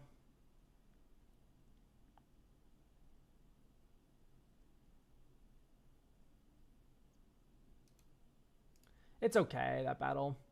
But, okay, we have a couple slots to play with now. We could do Razorkin Needlehead. We could do Cataract. But, like, it's just so little damage. It's actually so little damage. I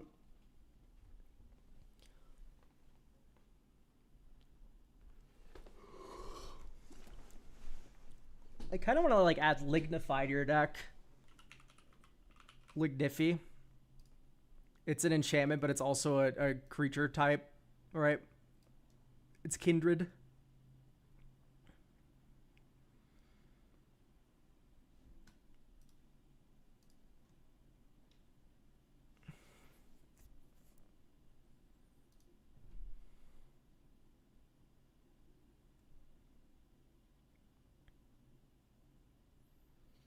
Maybe like Leyline of the Void.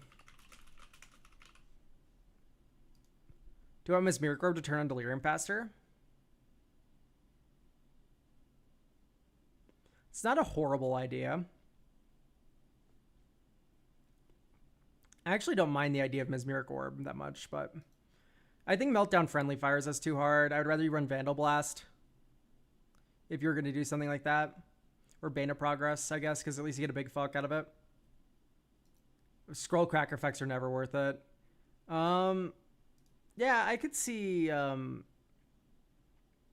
Mesmeric Orb.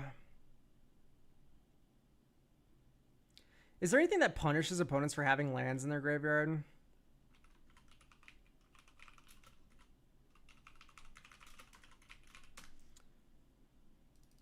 Incidental discard synergies would be nice too.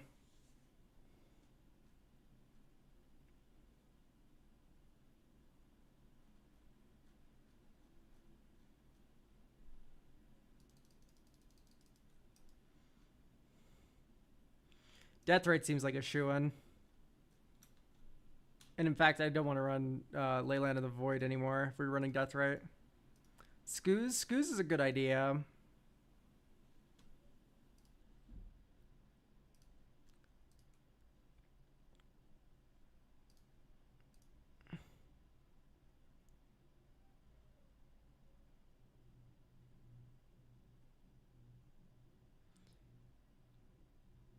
Deathrite is better, but both can be fine. Yeah, I think just Deathrite clears.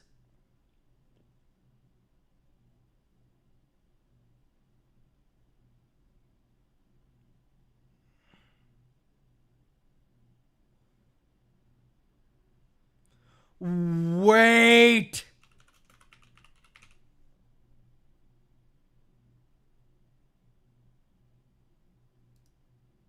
Not the Hate Twisted.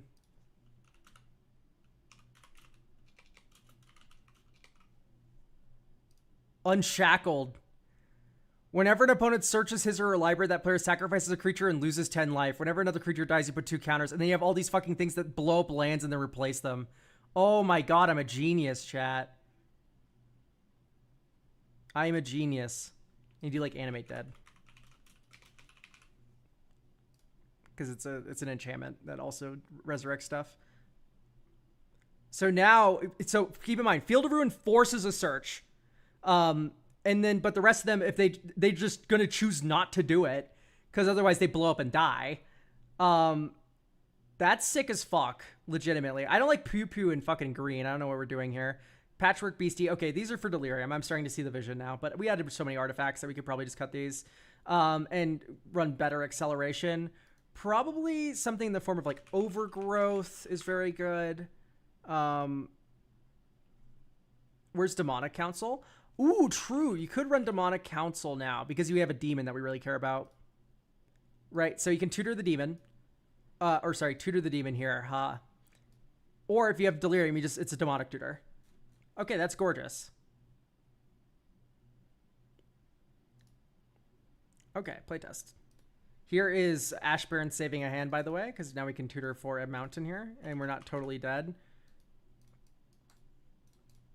Mountain. Oh, here's Troll of Cause of Doom saving the day and becoming... Oh, we can do that next turn. Winter Moon.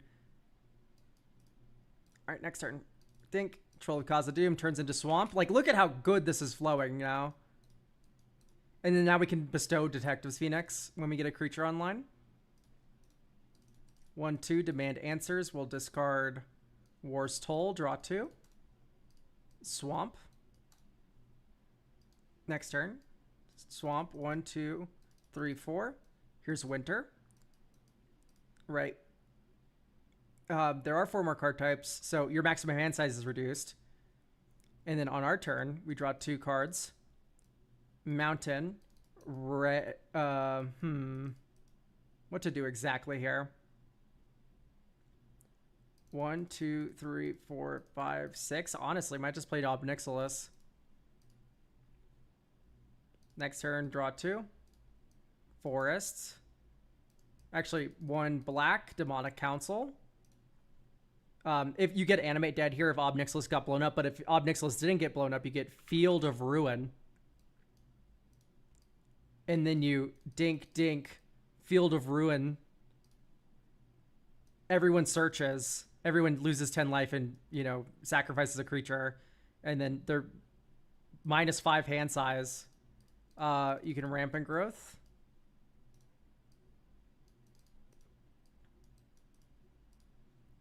Oh, also, if you tapped Not Like a Moron, you could Detect as Phoenix Bestow upon the troll. Ooh, that does lower our type count by 1.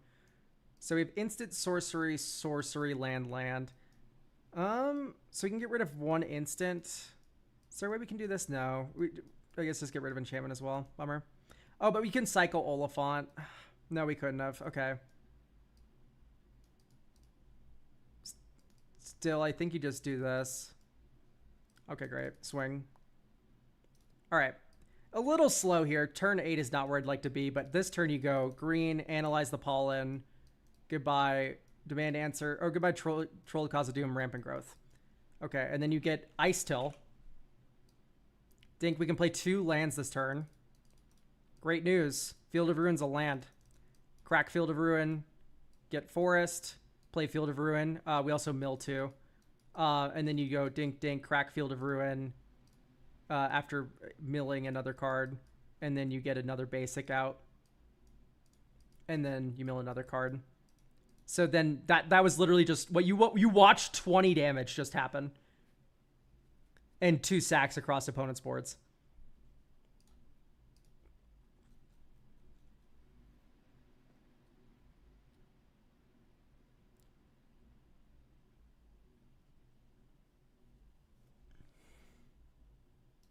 Okay, Tunnel Ignis is cute. And there is some play there. But ultimately, I think it's just fine. Wilderness Elemental, we're not flinging stuff. Honestly, you could say the same about Detrivore, but at least it blows things up.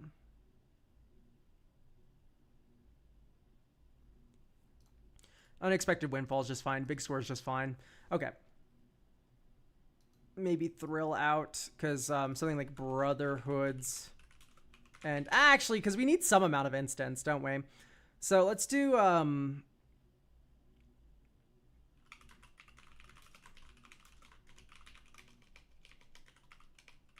see what other draw discard instants there are.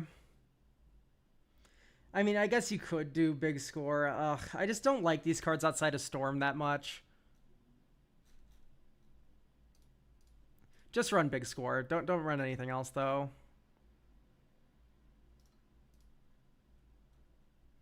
Okay, so we have 4 slots we get to play around with. I want more reanimate stuff for the troll. Or not for the troll, for Ob Nixilis.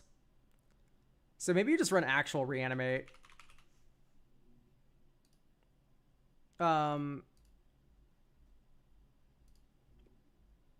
What else?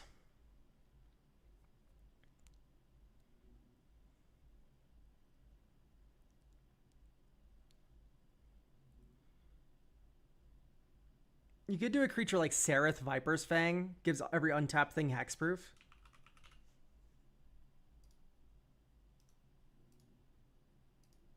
But it is 4 mana.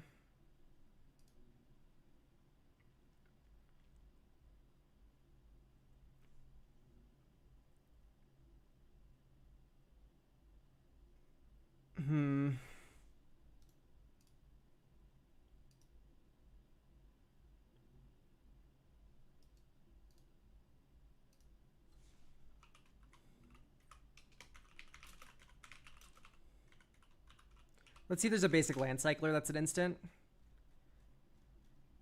That we kind of like. 1 or 2 creature cards from your graveyard to your hand. That's not a bad card. Shoutouts Marvel.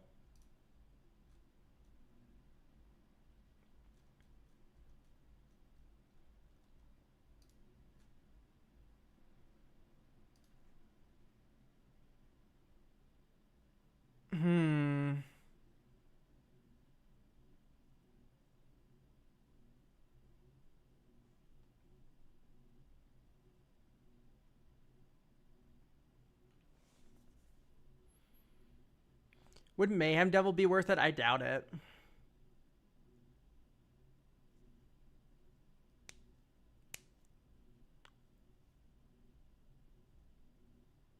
Maybe just like run a reanimate. Or like an instant speed zombify. Back for more is an instant. That's kind of cute, but I wish it was cheaper. Target zombie from graveyard to battlefield. I just don't think there's a cheap enough one, is there? I guess liver die is kind of okay. It blows something up.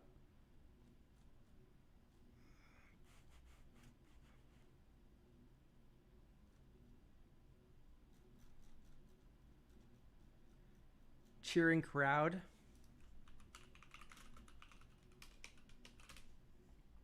Crowd.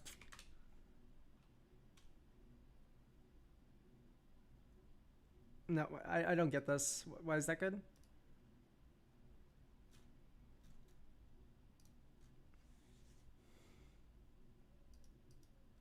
Good, so there wasn't an instant speed one. I guess we just do reanimate.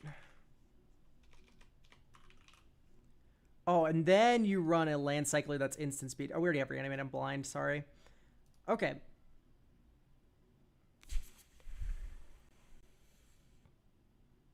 What's good acceleration then? We could run Fertile Ground or Wild Growth. Arbor Elf. Utopia Sprawl. And then what instant to run? I think maybe just Abrupt Decay could be cool.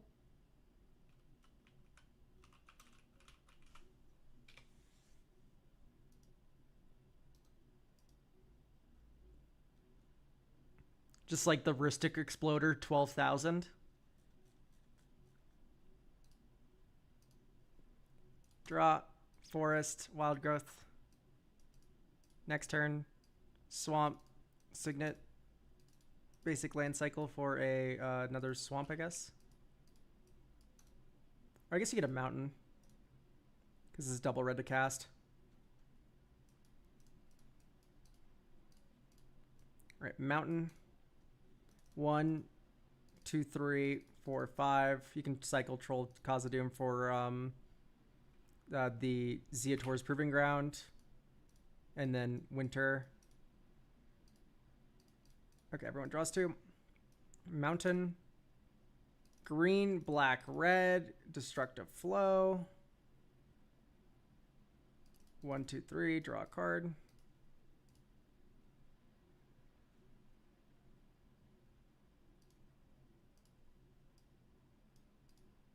Dink, Utopia Sprawl. Weird. So we're just not filling up the graveyard fast enough, which is fine. That's something we can very easily fix in Jund.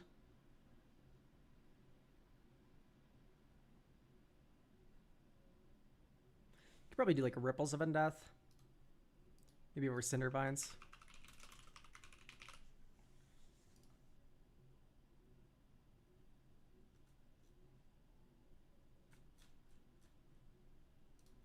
Put dust.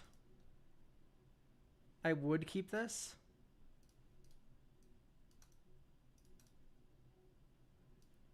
Here's Ripples. I'll keep that all in my graveyard. Red 1, Cathartic Reunion, discard Haywire Might, discard Generous Ent, draw 3. Next turn, mill 3, 1, 2, 3. I'll pay 1 to put Wild Growth into my hand. Or I guess I put Animate Dead in my hand, huh? Okay. Dink, and then you go 1, 2, 3, 4. Winter. -6 hand size, by the way. Enjoy your game.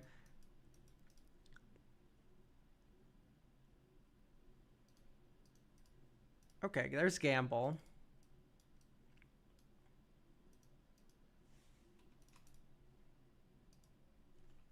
I don't know what you even tutor for here, in all honesty. Probably like Winter Moon. Polluted Bonds. I mean, Wave of Vitriol is low-key what I want. So I guess you get the 4-drop Wave of Vitriol. From the ashes. And then you discard a card randomly. Or wait, I guess you get a big fuck. Wait, yeah, you get like Ob. And then you discard a card randomly. And then you hope you discard the Ob, which we missed. Bummer. But we have Reanimate as backup. So we need to produce red mana, though, which we can't do. Switch target land.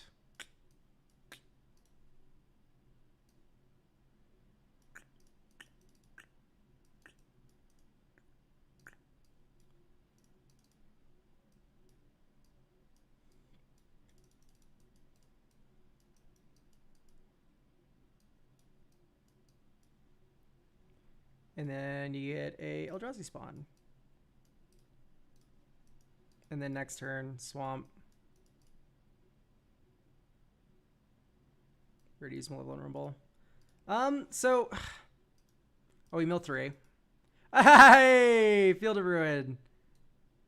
So you don't play this forest, actually. You play this Field of Ruin, and then you go dink, dink, dink. Everyone, you do the search thing. Look, we're turn 6. This feels pretty good. You can Nyx Weaver it back next turn. Okay. I'm thinking about Ramen Up Excavator, but I still just does the job so much better, and we have so many tutors for it. It's like, just like, what's the point? You know what I mean? Okay, I like this is kind of working. I'm a little concerned about the speed of Polluted Bonds, but Polluted Bonds works really well with all the Wave of Vitriol effects. I think War's Toll I'm going to take out. That was a misstep on my part. I don't think this deck's that slow. It's actually kind of speedy.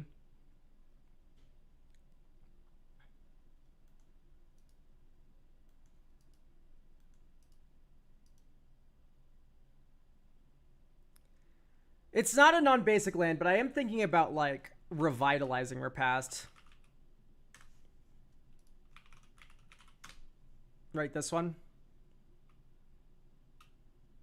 Right, put a counter on a creature, gains indestructible until end of turn. It's a trick, and it's also a land, but you're playing it as a trick. But sometimes it's accidentally a land, which I think is fine. It still fits the spirit of the deck. IMO. If you disagree, let me know, but... like, because I'm picturing this as, like, I protect Winter. I protect Ob Nixilis. Right. This hand's super keepable. It looks like a one-lander, but you have Generous Ent, and then you draw a mountain by accident. Pass, you do Infernal Rebirth, and you get a another mountain.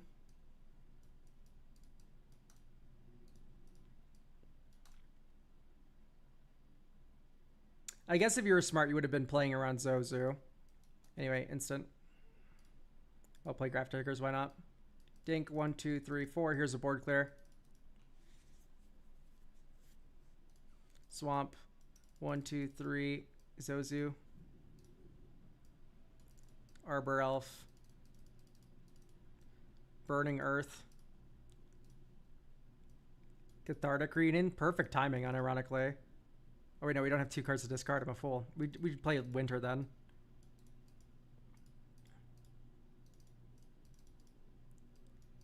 Dink, dink, dink. 1, 2, 3. 1, 2, 3, 4, 5. Polluted Bonds, red. Detectives Phoenix, exiling Oliphant. Put it on Winter or something. Start the beatdown. Oh, wait, no, we want to keep it in our graveyard because it's an enchantment. Fuck, terrible. Terrible, terrible, terrible. Okay. But, like, you could punch the Invasion of Karsus. Never mind. But this transforms it. It doesn't put it in your graveyard. Yeah, you have to leave it in the graveyard. Bummer. But any advice on how to actually build a Bracket 1 deck that is fun to play against? I don't know. I don't really play Bracket 1. It's just not appealing to me. If you can't find a Bracket 1 deck that you like, I think the answer is just you don't like playing at Bracket 1, which is fine.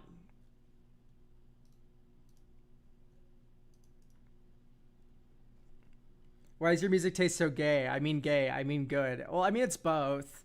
Believe it or not, gay people listen to music made by queers. Anyway, I think this deck's about good to go. Do we have any more recommendations for chat for this kind of deck? But like, or like at all? Maybe we run an exploration. Or Dry to the Elysian Grove, right? Dry to the Elysian Grove makes it so all of your spells are...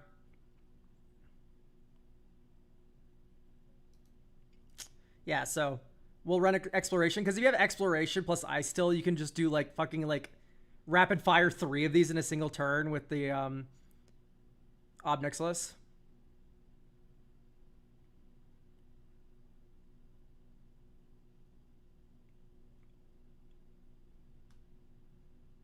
Great. I mean, I think this is just good to go. If you still can't win games,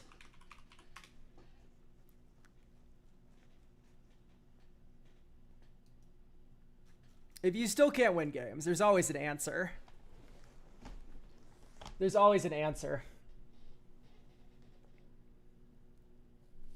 You always have hope. This deck will always work because this card exists. Don't put it in yet. But certainly have it on the radar. Great. So, YouTube, that's going to be it for us. Thank you so much for tuning in or getting deck reviews and etc. Read the description down below if you're interested in getting a deck review on the channel.